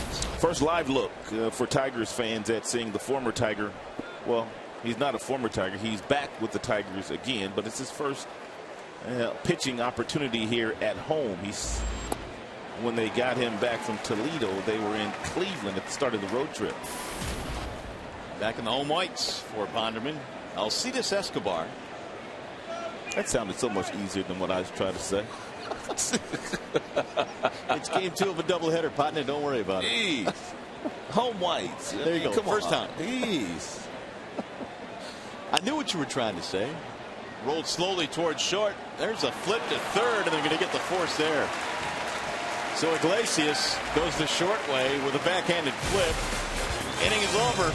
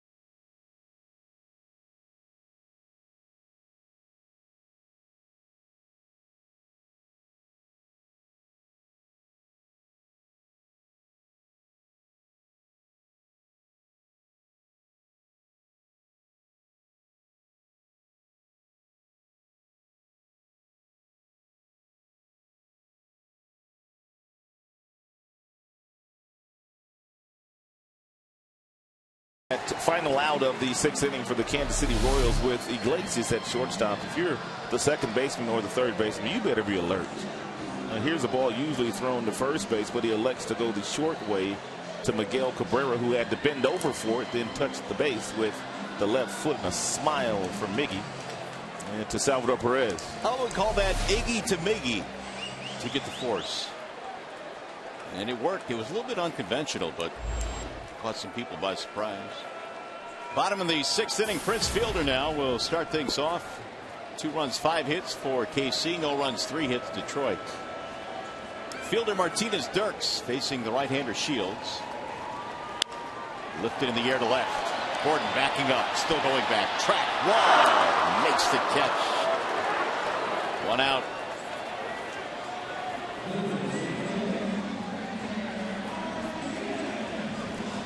Going to bring up Martinez. Gold Glove left fielder Alex Gordon started his big league career as a third baseman, didn't hit at that position, but once they turned him into an outfielder, he has become an all-star. I think there's less pressure on you defensively in the outfield than there is at third base. No doubt about that, and he continued to hear the whispers that he was going to be the next George Brett when he was playing third base, so that's too much for most young kids. Martinez goes dancing. 1 ball, no strikes. Victor batting with the bases empty. He is flat out twice in this game.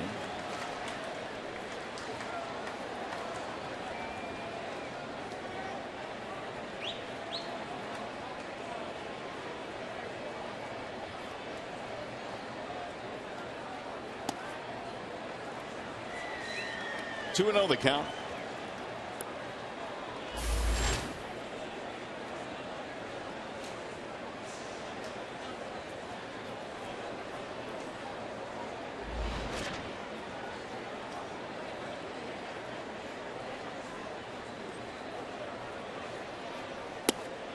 That is in there. 2 balls, 1 strike. It is kind of amazing, Rob, when you think about it. This certainly is the best offense in the American League, if not baseball. But there are times when you can go through stretches like this where it's difficult to get runs in for some reason. Especially against a staff like Kansas City. They've got a really good pitching staff. Fouled back out of play. James Shields pitches 200 innings a year, so you knew he was going to be a battle. You didn't expect Danny Duffy to shut them down today, but he did. Well, when you see the Tigers clicking on all cylinders, you wonder if they'll ever stop or ever slow down, but they have been slowed here considerably by the Royals. 1 through 6. Ned Yost, their manager, called them the best team in baseball offensively just yesterday. Here's the 2-2. Ground ball, first base side, straight at Hosmer. He'll win the race to first base, and there are 2 gone. Get ready, fans, for Fox Sports 1, America's new 24-hour sports network. Fox Sports 1 will be your home for great live sports, all the news and highlights you want, shows and specials that only Fox could bring you. America's new sports network is Fox Sports 1. It all begins tomorrow. All those channel locations, depending on your service, here's where you can find Fox Sports 1. And it all cranks up at 6 a.m. tomorrow and goes all day for day 1 of Fox Sports 1. 1 ball, no strikes on Andy Dirks. Our good buddy Ryan Field's going to have to get back to work tomorrow. Fly ball right field. That is straight to David Lowe, and that is that. Tigers go 1-2-3. We are headed to the 7th.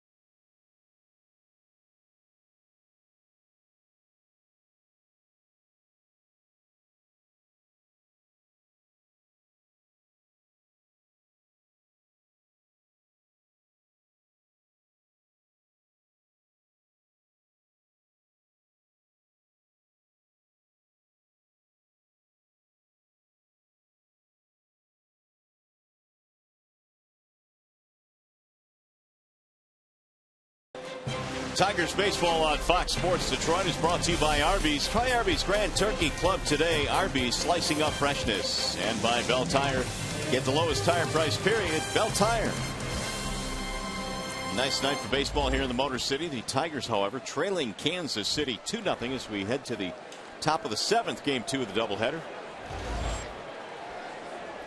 And there's a little Tiger fan having some fun tonight. Chew, young lady. Here's Chris Getz to lead things off. And Getz takes a ball outside from Jeremy Bonderman, who came on to get the final out of the 6th inning. Getz is 1 for 2, bunt single and a strikeout. On the odd day in which you are able to get to the ballpark, Rod, to actually watch a game, what is your favorite ballpark food? A burnt hot dog. Oh, I'm right there with you. Got to be a little burnt. What do you put on it, though? A little ketchup, a little mustard. Just a little bit of ketchup. A few onions, too. Any relish? No relish. No relish?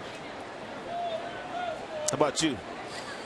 That same burnt hot dog, but only with mustard. That's it. No onions, no relish, no nothing? Yeah, let me amend that. Onions. That's it. 3 and 1. Ooh, what's that? That's a burger.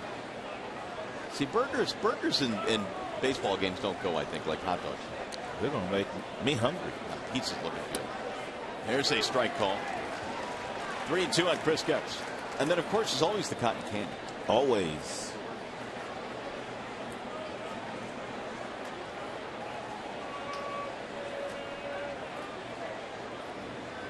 Bonderman's 3-2 is popped up.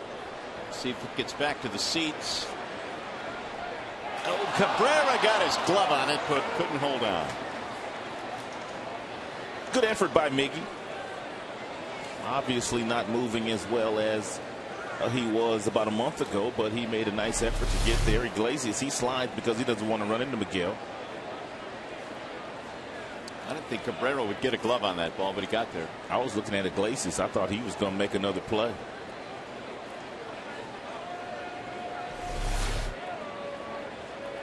Three and 2.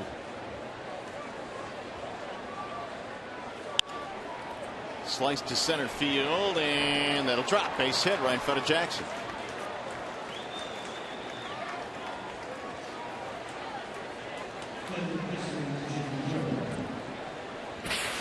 It was a play earlier in the game. It was a line drive to Iglesias that he got there. He had it in the glove. It popped out of the glove, but he was able to stay with it and make the play.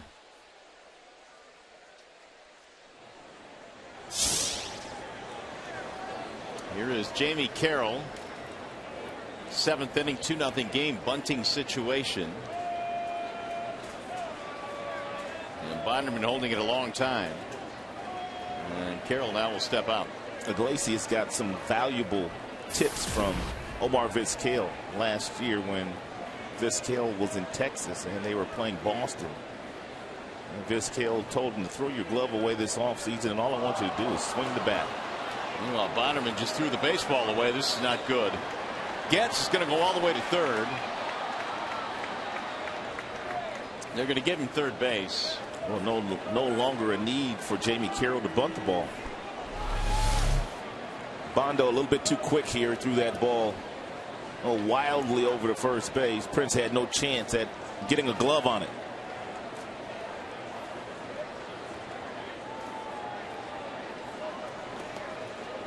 So now the Tigers, let's see what they do with the infield here with that third run standing at third base, nobody out.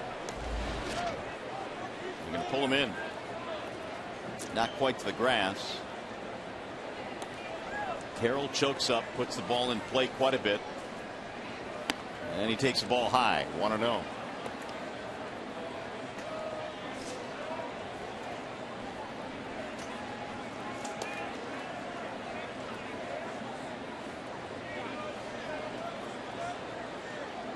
Carroll acquired on Sunday from the Minnesota Twins.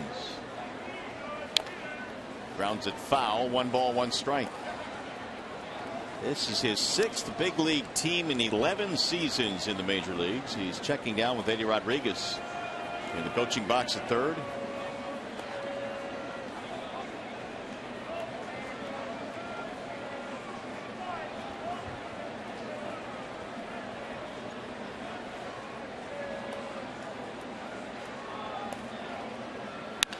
Driven to left field on a line. Dirks comes in, makes the catch. Here comes the runner trying to score. Here's Andy's throw, on target but late. Getz can really run. Andy Dirks played that perfectly. That was a really good throw. It's one of the few times you can air the mail, the cutoff man, and get away with it when there's no other base runners and you're not worried about them advancing on your throw. That air mails the cutoff man gets got back, and then he took off. Andy Dirk fired all ball all the way. Just a little bit off line, but I don't think they would have had Getz anyway.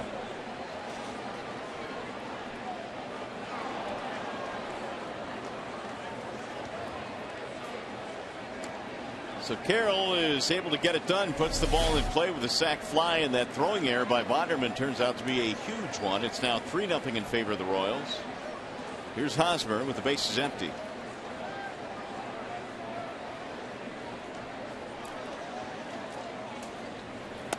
Ball 1. 3 runs on 6 hits now for KC. No runs, 3 hits for Detroit.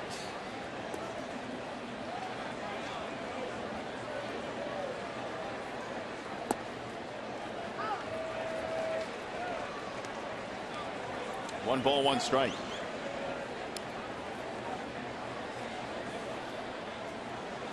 No action in the Detroit bullpen. Phil Koch, Al Albuquerque. Big swing there by Hosmer. He's already played long ball twice today. Once in the opener, once here in the nightcap, trying to hit another homer.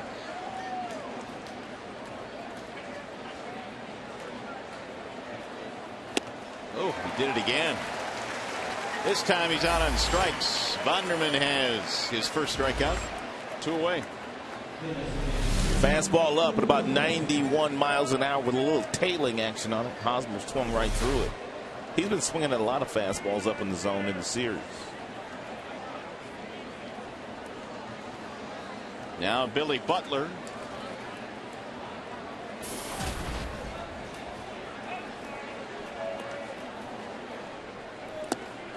Ball 1 to Butler. Bonderman threw scoreless baseball down at Toledo. In fact, 9 2/3 innings of scoreless baseball prior to his call up to Detroit. Good breaking ball there. The slider swings right through it.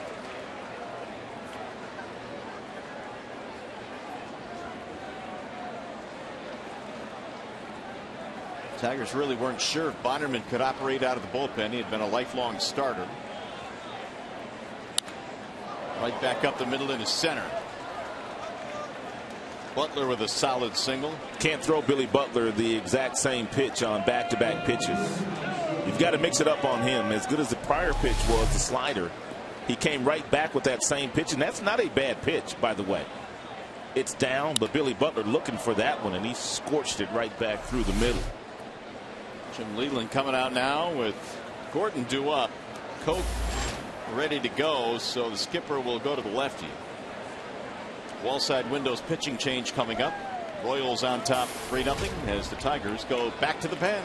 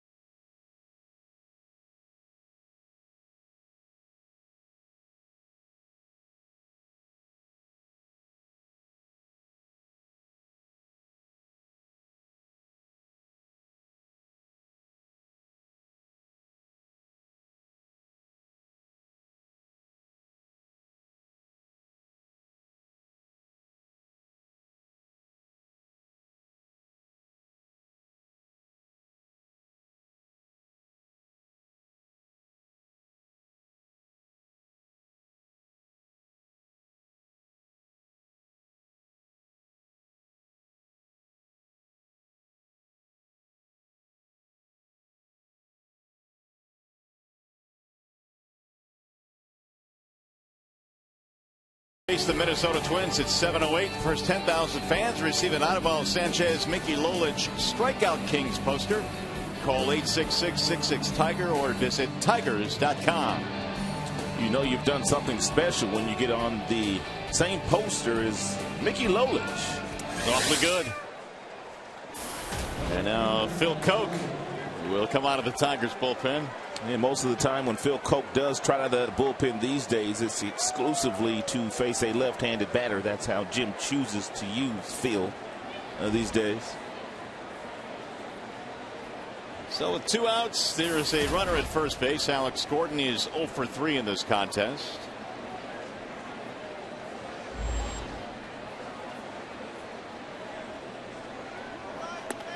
Check swing, ball 1 high, did not go. Gordon stands well off of home plate, and all season long the Tigers have pitched him away, and they've pitched him away very effectively. Start him off with fastballs, and they finish him off with either breaking balls or changeups, depending on whether it's a right-handed pitcher or a left-handed pitcher. Had a rip there. 1 ball, 1 strike.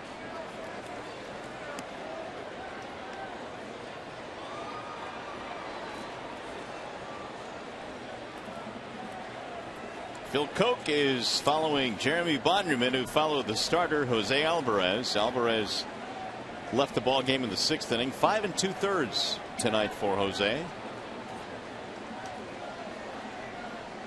Now the 1-1.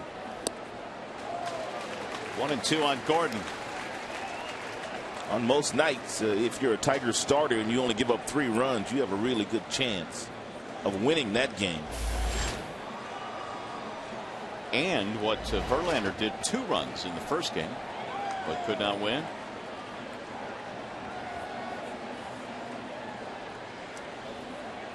Now the 1-2.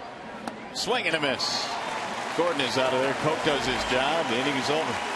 It is time to stretch the ballpark. Tigers, though, find themselves down by 3 now.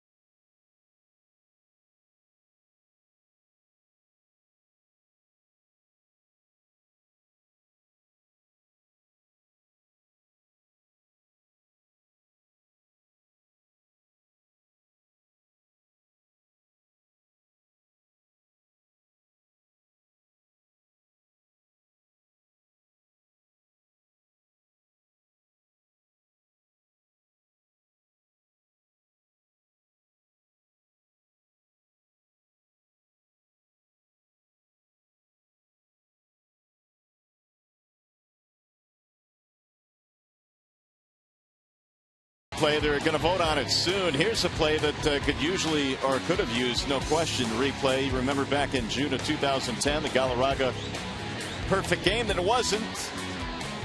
Jim Joyce, first base umpire that afternoon, said that the base runner was safe. Meanwhile, here is the proposal Major League Baseball will have with the review system, and a manager from each team will be allowed to challenge once in the first 6 innings, 2 times from the 7th inning till the end of the game. And if the challenge is a good challenge and the appeal is won, he retains that challenge. So it's interesting to see where this is going to go. But the I think the league certainly wants to see some sort of expanded replay, and that's probably on the horizon. Here's Brian Pena leading things off as we go to the bottom of the 7th. It's not going to be perfect when they implement it, but as they do get it into baseball and they start to tweak it a little bit, I'm sure they'll get to a comfort zone where it doesn't take a lot of time to go in and revisit some of the replays or to challenge some of the bad calls or missed calls, I should say. The 0-1 is a ball that just missed. 1 ball, 1 strike. Bottom line is you want to get it right, and I think Major League Baseball is taking some major steps in ensuring that most of the calls are correct. Chopper hit to the right side. Routine play there for second baseman Getz. So Shields has settled in now. That'll bring up Santiago. Santiago did something in the first game that he has never ever done before in his career, and that's hit a home run as a pinch hitter. He hit that off. Aaron Crow got him a little 83-mile-per-hour breaking ball that was inside, and he caught it out front, hitting about 3 rows back. And as it turned out, that would be the Tigers' only run in the opener. Santi looks at a ball low. James Shields has really kept all his fastballs down at the bottom of the zone. His ratio as far as strikes and balls is not great, but he really hasn't made many mistakes up in the zone. 1 ball, 1 strike. He's got a power changeup.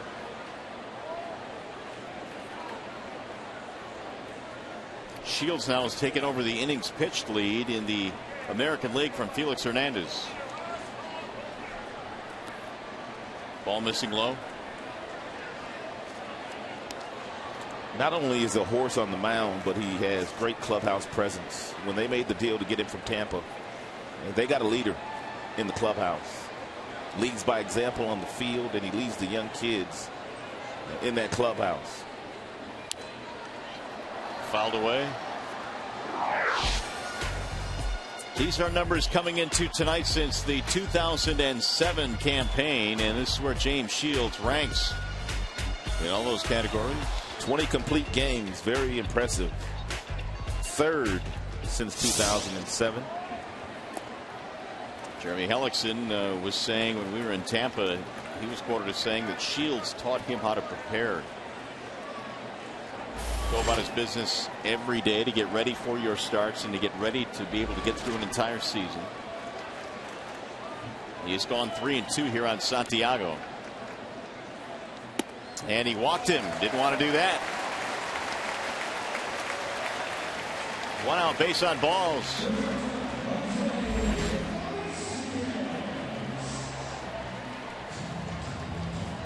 It's 100 now for Shields. And that is his 4th walk.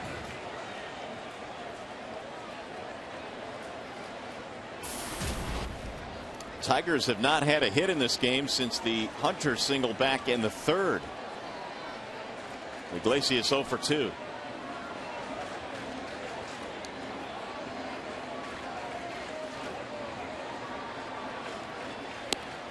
Strike 1.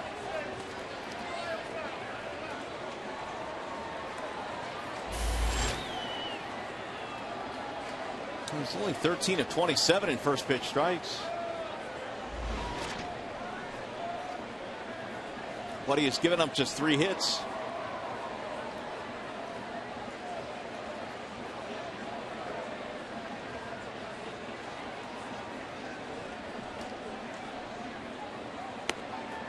Ball up and in, 1-1 on Iglesias. Royals got 2 in the 3rd and 1 more in the 7th.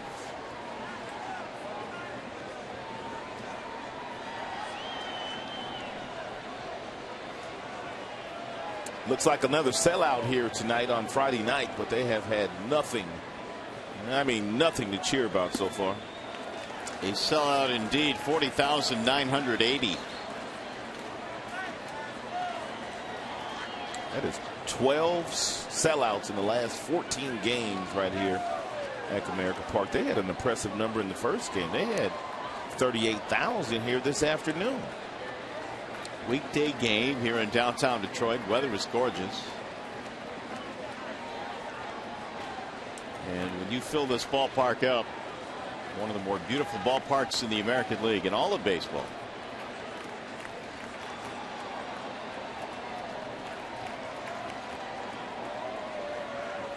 Iglesias looks at a strike, and now it's 2 balls, 2 strikes. Since Jim Leland has taken over, the club has drawn 3 million fans 3 different times. They'll do it again this year. Mr. Illich allows David Dombrowski to go out and get the best players that they could possibly find. And these fans, they are treated to a good baseball team yearly. Here's the 2-2. Swing and a miss. Iglesias down on strikes. That changeup that I was talking about that James Shields is fearless with. Legitimate swing and miss changeup.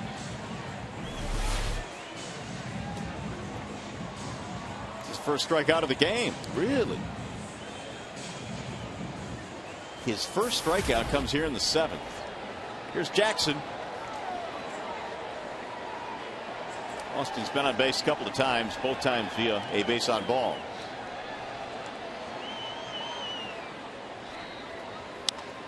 Fly ball right field. David Lowe is camping under it, and Shields gets through 7. Let's go to the 8th. 3-0 KC.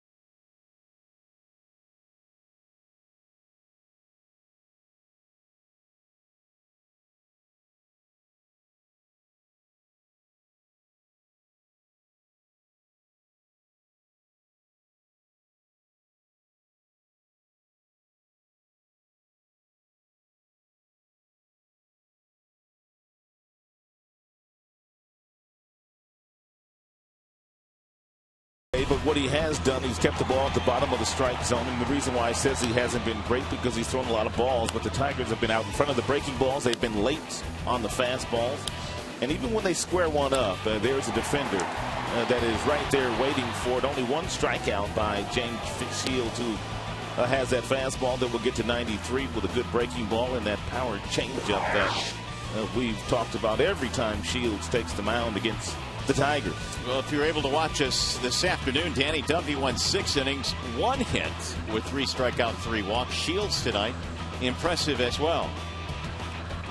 7 innings, 3 hits, no runs. And so we go to the 8th inning now here in the nightcap. Salvador Perez will lead things off.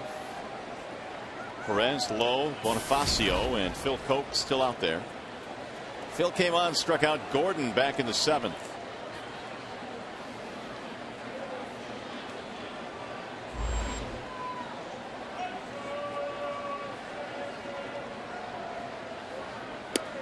And Koch delivers on the outer edge. Strike 1 on Salvador Perez. Single ground out in this game.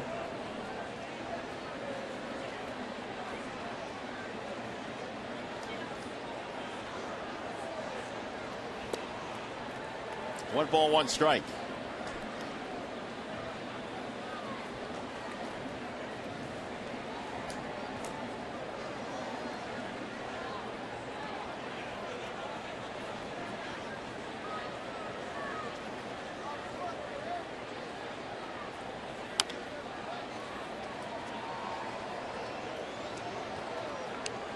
1-2 to count on Perez. 2-run shot by Hosmer in the third. Sac fly by Carroll in the seventh. And the Royals have a 3-0 lead. Tigers have but 3 hits against Shields. Here's the 1-2. On a line to right field. Hunter, long run. Torrey tracks it down. Torrey's going to need that night off tomorrow night unless he talks Jim Leland into allowing him to play, because he has been awfully busy in that outfield all day today. First game and also night game. Skipper said a couple of days ago that Torrey would get tomorrow's game off. That would be the Saturday game. Jim said he had plans to take care of most of his roster. Prince was the designated hitter in the first game. That's about as much of a day off as Prince is going to get, or as much as he wants. Strike one on David Lowe. Infante played the first game, not playing in this game. Santiago getting the start at second.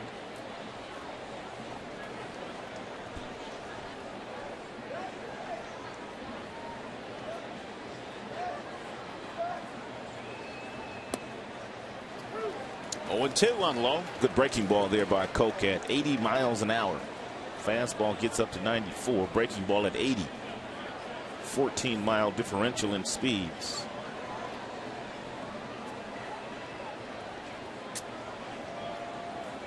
Now Koch ready with the 0-2. Here it is. Drilled to center field. Jackson on the move. Not going to get there. Base hit.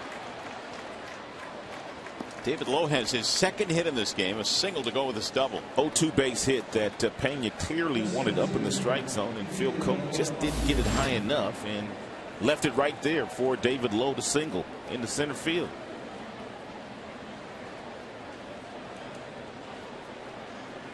Here comes Bonifacio. This is the side that you want Bonifacio to hit from, the right side.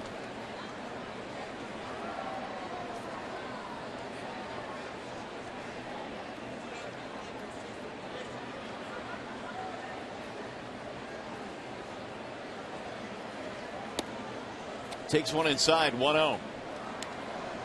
Base hit by Lowe is the 8th hit of the night now for KC. Each ball club has stranded 7 so far in this game as Albuquerque tunes up in the Detroit bullpen.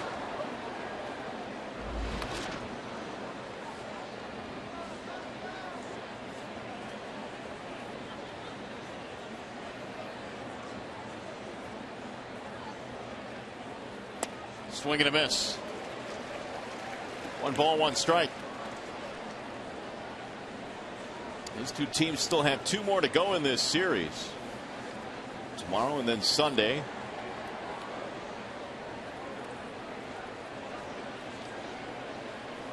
Fister tomorrow and Scherzer coming up on Sunday to close out the set.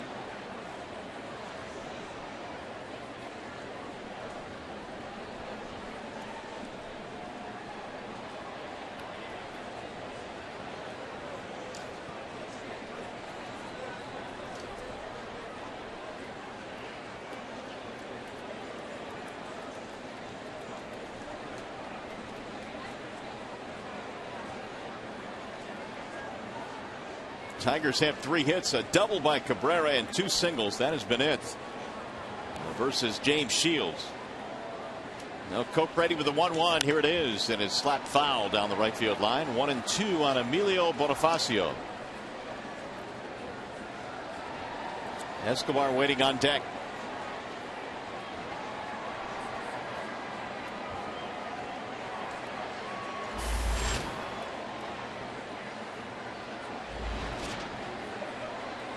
Royals managed only 2 runs in game 1 in this doubleheader.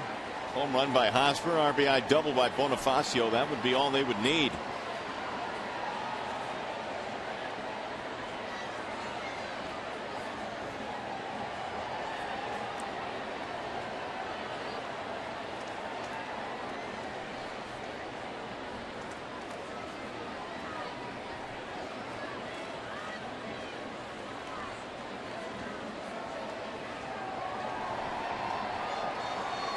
One and 2 on Bonifacio. 0 for 2 in this game, walked in the 6th. And now he will step out on Phil Koch.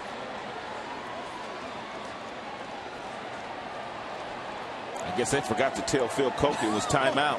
Apparently so, because he just continued like he was going to throw to home plate.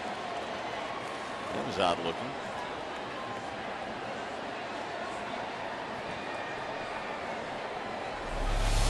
Check this out. What you don't see is that Bonifacio was out of the batter's box for a good 2 or 3 seconds. And we had Lowe leaning the other way, but he got back.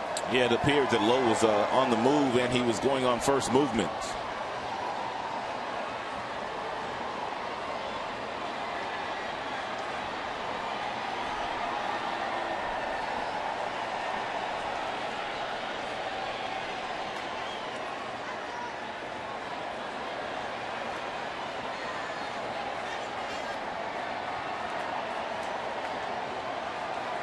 And another throwback.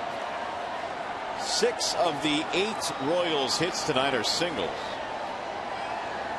It was like that series in Chicago where the White Sox had 38 hits in that 3-game series, and 36 of them were singles. Unbelievable. 36 of 38. 1-2. Foul back out of play.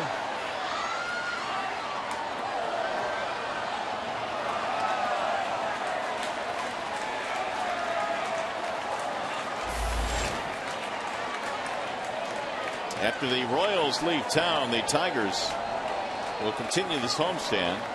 Minnesota coming to town next Tuesday. It's an off day on Monday.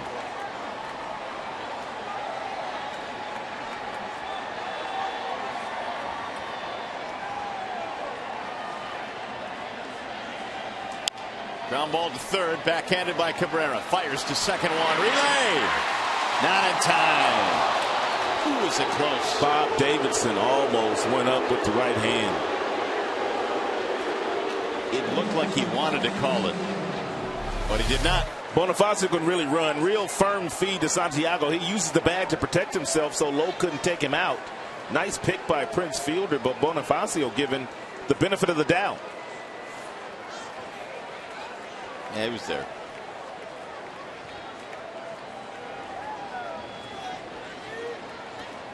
Oh, it was really close. It's going to be it for Phil Koch.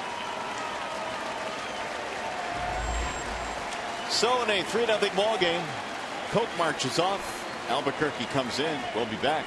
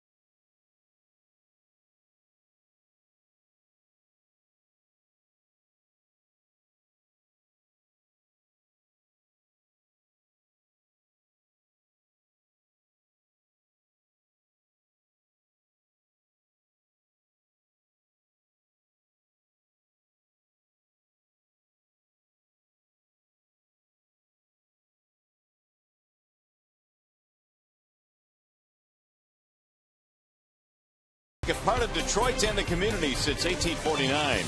Your Metro Detroit Chevy dealers. Visit ChevyDetroit.com. See why Chevy drives the Motor City. And by Wallside Windows, the official window company of Fox Sports Detroit. Tigers find themselves down 3-0 as we play here in the 8th inning. Albuquerque comes out of the bullpen now. And a pitch out and nothing doing. We were talking about that last night, and we were expecting Jim Leyland to do that a couple of times in this series with all these rabbits that the Kansas City Royals have. Bonifacio would be one of those guys. He's already stolen a couple of bases in this series, and with 2 outs, he'll be trying to steal his 3rd. There he goes. Pena's throw is going to be late. I mean, it's really a joke how that's not even close. So Bonifacio swipes another one. That's his 15th. I mean, his first step, he's full speed. He's sliding. He's on his way up when that ball got in the glove of Iglesias. Now a base hit could score him.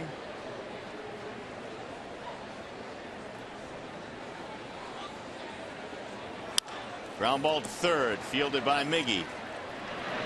And that'll end the inning, so nothing comes of a stolen base. We're going to the bottom of the 8th.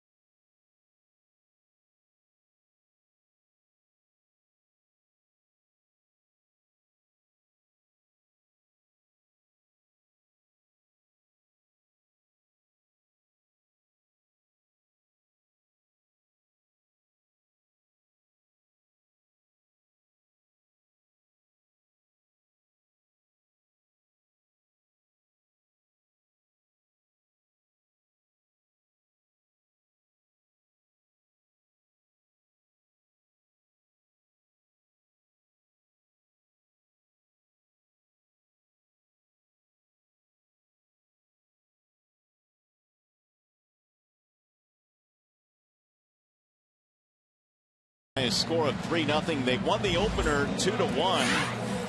And the last time the Royals have swept here in Detroit, August 5th of 1984, the last time they have swept a doubleheader here in the Motor City. The Tigers still have some outs to deal with here, though. They are down by 3. And KC goes to the bullpen. Luke Hochevar will take over.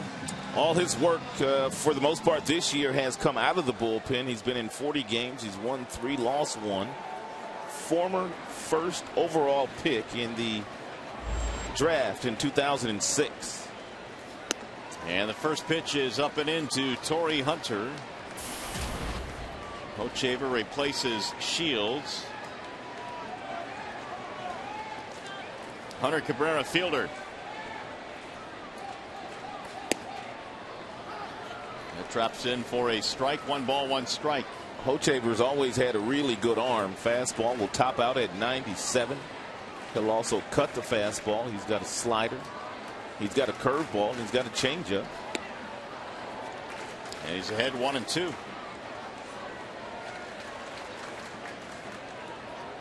Well, Torrey has been able to handle Hochevar in his starting days. 7 for 17.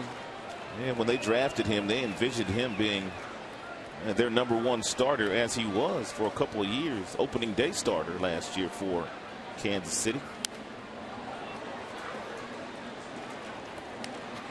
Hochevar recently had an 18-inning scoreless stretch that was snapped on August 8th. He's going to have to deal with some pretty good hitters here, though. Hunter Cabrera, then fielder.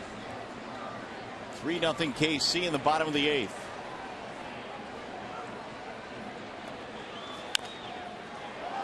And he banged that one off his foot.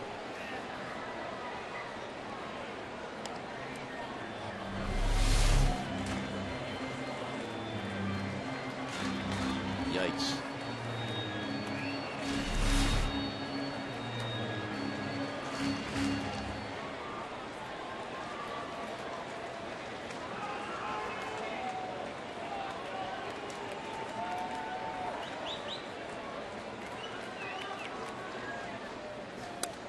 Missed it away. 2 balls, 2 strikes.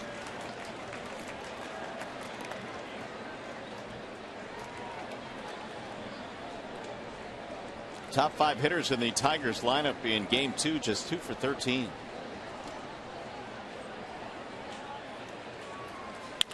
Ground ball back up the middle, gets ranging right, and Torrey is out, 1 gone. And we'll bring up Miguel Cabrera.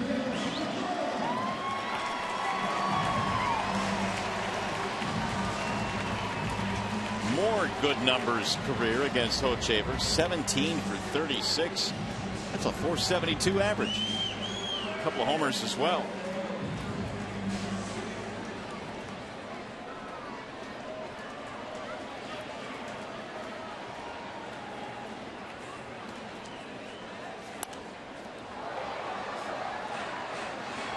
Hochevar, a native of Denver, Colorado. Pitched his college ball at Tennessee, and so he still lives in Knoxville.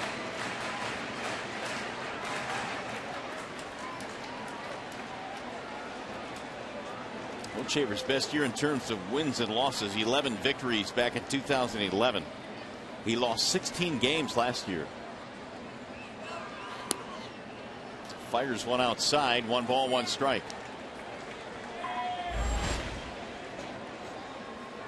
Not a whole lot to talk about on the Tiger box score. They've had only 3 hits. And Miggy has 1 of those. It was a double back in the first inning off Shields, but he did not score. High towering drive, right center field. And it's going to be caught. Oh, there's a collision out there in right center between Bonifacio and Lowe, but they hang on to the ball as Bonifacio hauls it in. That is the second time today where the corner outfielders have kind of ran into Bonifacio. Bonifacio clearly calling this ball. He had his glove up, but David Lowe, the right fielder, never took his eye off the baseball. Therefore, he didn't know where Bonifacio was.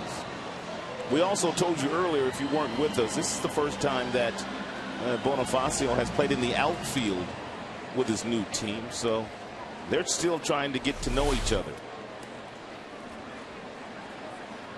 Meanwhile, Miggy hit that ball a long way. Here's Fielder now. 2 for 6 against Hochevar. In for a strike.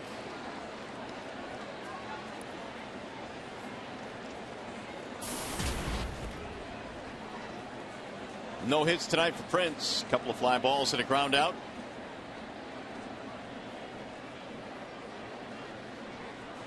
Told you in the first game that Royals bullpen has really been good. And they came in with a team ERA of 2.73 collectively as a bullpen. Greg Holland got the save in game 1. And it's been one area where Ned Yost has really been comfortable with late in games if he has a lead. Speaking of comfortable, Ned Yost hasn't moved. He didn't move in the first game, and he hasn't moved here in the next game.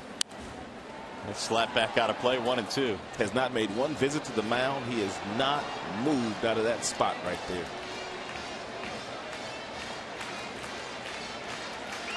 Some managers, well, they can't stop moving. Yeah, Jim, one of those. He likes to get up and pace a little bit. Then he'll sit back down, pace a little bit more.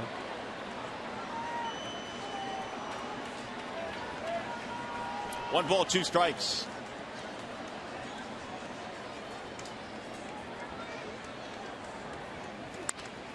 Fielder fouls it off again.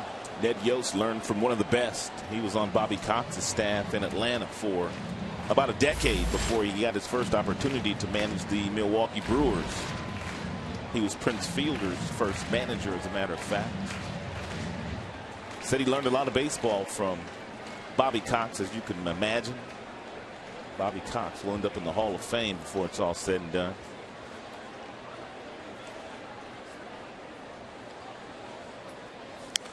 Another foul, back out of play by Prince.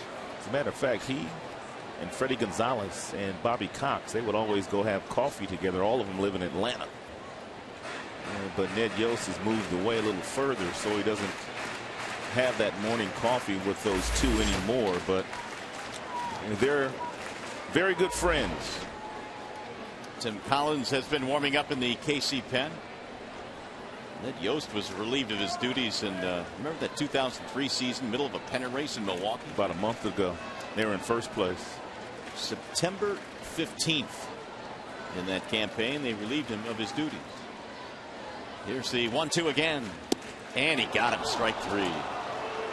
Breaking ball got him looking. 1-2-3 inning for Hochevar. So the Tigers continue to struggle in this doubleheader with the bats.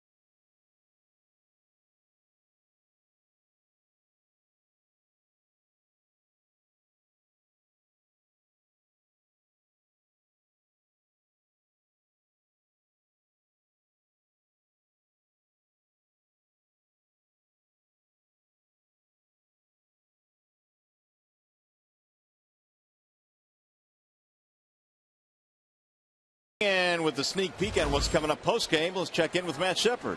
Mario, of course, as soon as the game ends, our post-game coverage kicks into high gear. We'll talk with one of the players of the game. We go inside the Tigers clubhouse, visit with manager Jim Leland and other Tigers. We get your thoughts as well as Rod Allen's and Craig Monroe back in the Coliseum studios as well. Now let's see if we get a comeback here, shall we? Well, we'll give it a shot. Thanks, Shep. The Tigers going to the ninth, down by 3 runs. Albuquerque is still out there. Chris Getz will lead things off for the Kansas City Royals. And he looks at a strike. 1-1 on Getz. Had a big base hit in the 7th inning, advanced to third on a bad pickoff throw, and then scored on a sac fly. That gave the Royals their 3rd run of the game. Bouncing ball to second. Smothering stop there. Santiago got him. Anytime any one of these Kansas City Royals, with the exception of Butler and Perez, hit the ball on the ground to you, you've got to be quick. And Santiago almost didn't get Getz. He had trouble getting it out of the glove, but once he finally did, he had to fire the ball to Prince Fielder, and he just got it. Slight double pump.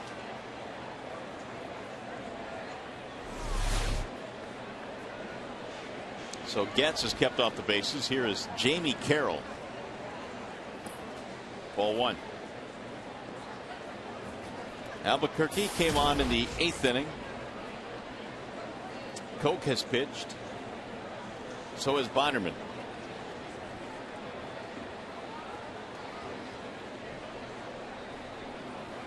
Al's 1-0, slides in for a strike.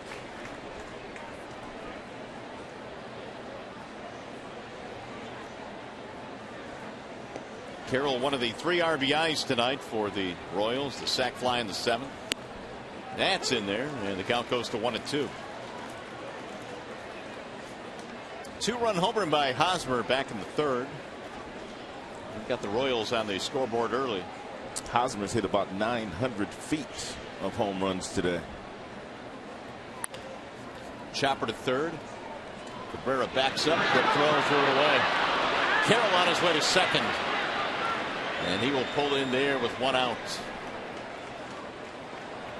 I don't think I've ever seen Miguel throw a ball from that 3rd base position and miss as badly as he missed with that throw right there. Like he rushed it. No, he bobbled it. Couldn't have had a good handle on it when he threw it. He has one of the more accurate arms I've seen from that position. Tigers have committed their 2nd error of the game. Here is Hosmer. He's not going to bat. They'll walk him intentionally with first base open. Billy Butler waiting on deck. It's not often you see anybody walk Hosmer to get to Butler, but it's a much better matchup for Albuquerque.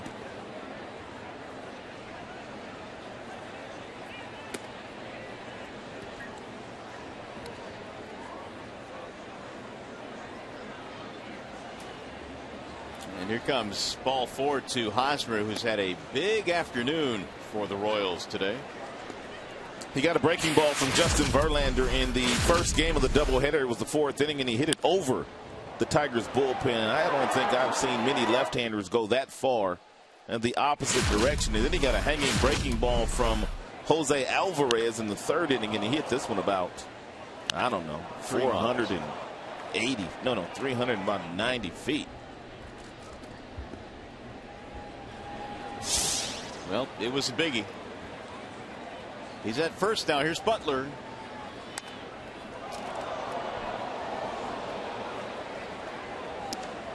.326 this year with runners in scoring position for Billy. Couple of homers. And Butler in this one, a walk and a single. Royals trying to expand on a 3-0 edge. They've out-hit the Tigers 8-3 in this game.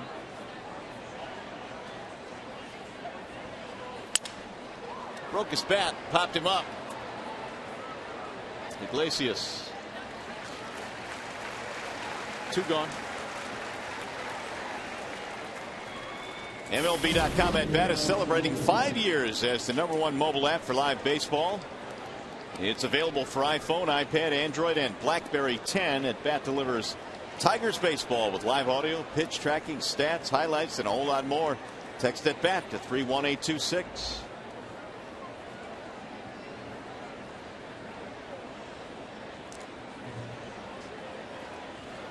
Gordon takes strike 1.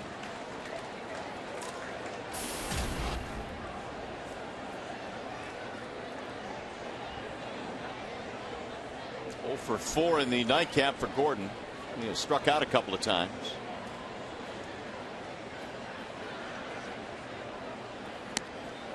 Up and in, gets away from Pena, and gets moved to 3rd. Or check it. Carroll moves to 3rd. That'll leave him at the corners now. 9th wild pitch. Well, is that a pass ball or a wild pitch? It might be a pass ball. Hit his glove. Yeah, pass ball. Albuquerque has uncorked 8 wild pitches, though, this year. Hosmer stayed at first base.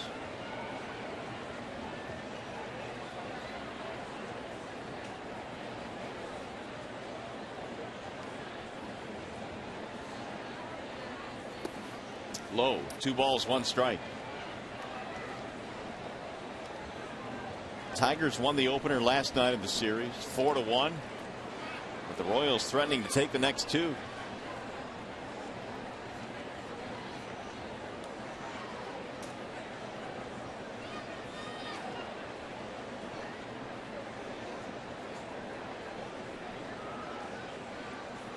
Swing and a miss. 2 balls, 2 strikes on Gordon. If they do win both of these games, their lead will go from 8.5 where it started this morning to 6.5 back.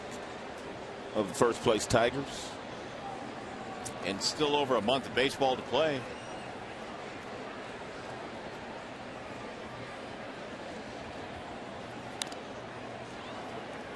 Got a piece of that slider to foul it off. 2-2.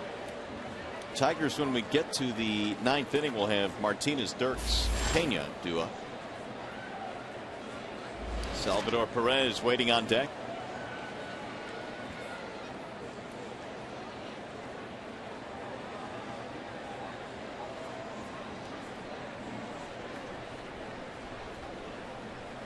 Swing and a miss. Struck him out.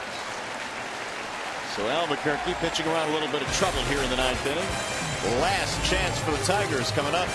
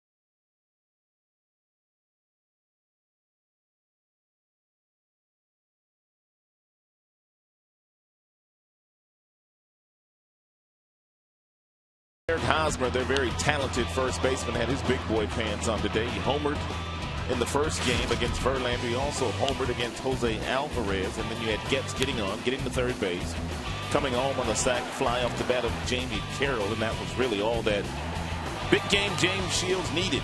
Strikes to walks ratio was not very good for Shields, but whenever the Tigers did get somebody on base, he made some quality pitches to get himself out of jams, kept his defense busy, and looking to win his 8th game of the year, which would push his record to 500. Well, in this series, the bullpen for the Royals, 5 innings, just 1 hit. And now they will have to face the closer again. Greg Holland has come on now for the Royals. 33 of 35 saves for Greg Holland. He has converted 26 in a row. That 26 was this afternoon. Victor Martinez will lead things off. Tigers down 3-0. They've managed only 3 hits in the nightcap. Joaquin Soria holds the record for consecutive saves for the Kansas City Royals franchise. That number is 36. Holland with a 97-mile-an-hour heater right down the middle. Victor right now at 279. He is 0 for 3 in this game. Holland features a couple of plus pitches. Not only does he have a lot of giddy up on that fastball, but he's got a nice slider and an occasional split fingered fastball.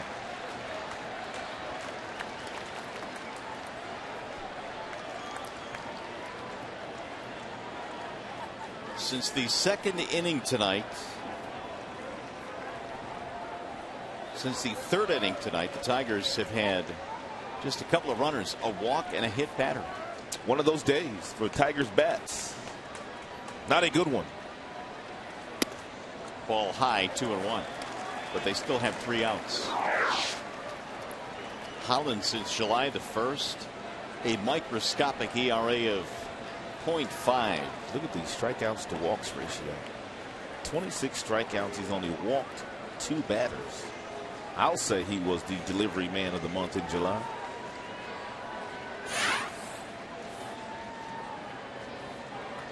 Now the 2-1. Ooh, 96 up the letters, 2-2.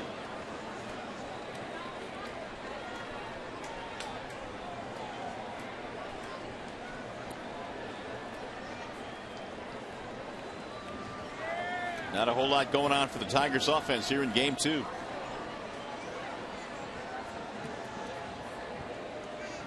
They'll be ready to play tomorrow. If they lose this doubleheader here today, they will come out. They will be as loose as they always are. Here's the 2-2. Fouled straight back.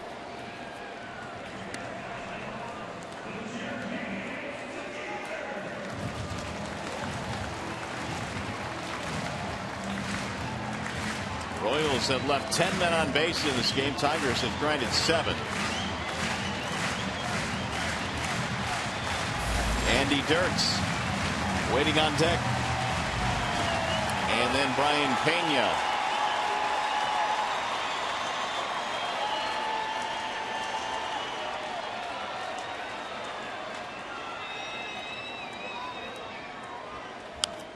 Foul away again.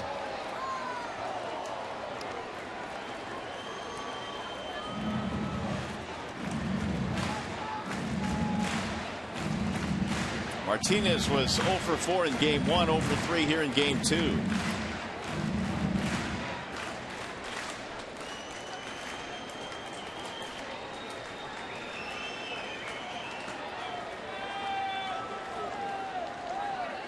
Holland trying to finish off Victor Martinez. And again the 2-2. Bouncing ball left side and through a base hit. That's a start. Victor with the leadoff single.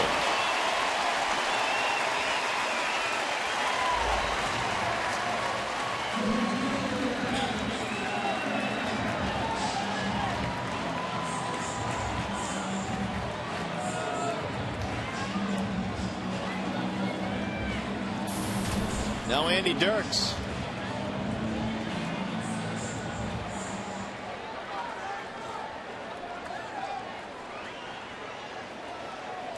For 2 with a walk for Dirks.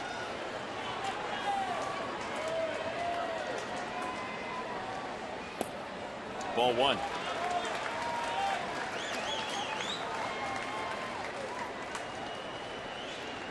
Andy had a 4-hit game in the opening game of the series last night.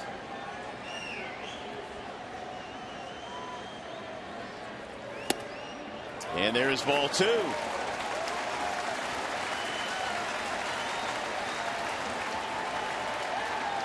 Tigers trying to come back against one of the top closers in the league. Dirks pinch hit back in the first game. And he looks at a strike. 2-1.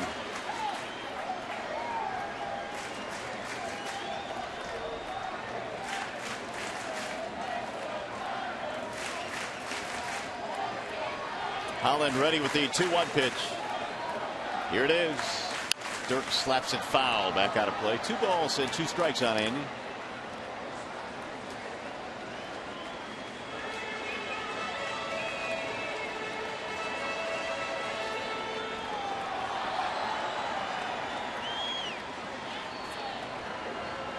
Shields went 7. Hochevar pitched the 8th, and now Holland here in the 9th.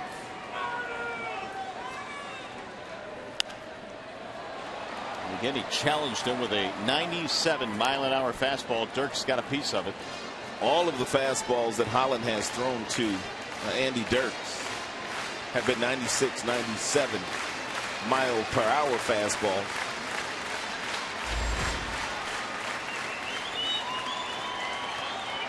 Nine of 12 have been 95 or more. Oh, he got it. Oh, that was nasty. 1 gone. Strikeout for Holland.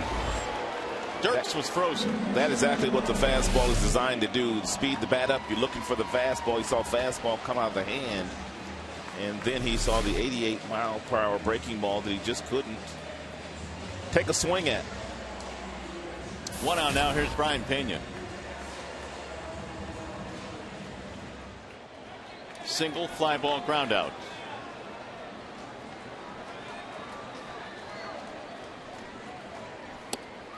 Strike one.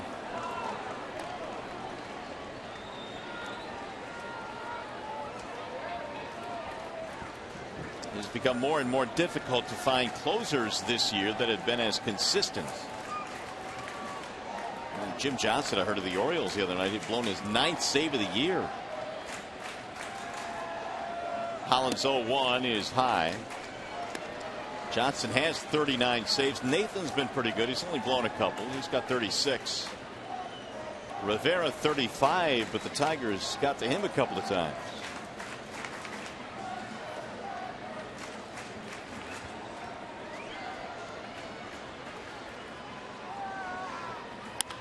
Pulled on the ground at first, backhanded stab. There's one. And now Martinez getting in a rundown, and the Royals will complete the double play to sweep the doubleheader.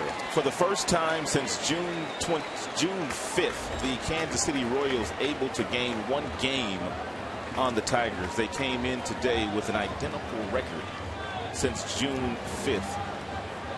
Well, it's the first time since 1984 they sweep the doubleheader here in Detroit. And a nifty pick there by Hosmer. And they eventually run him into the double play to end the ball game. The Tigers finish with just 4 hits in this game as they are shut out in the nightcap, and the Royals sweep here. Final in this one, 3-0. Back with more in a moment.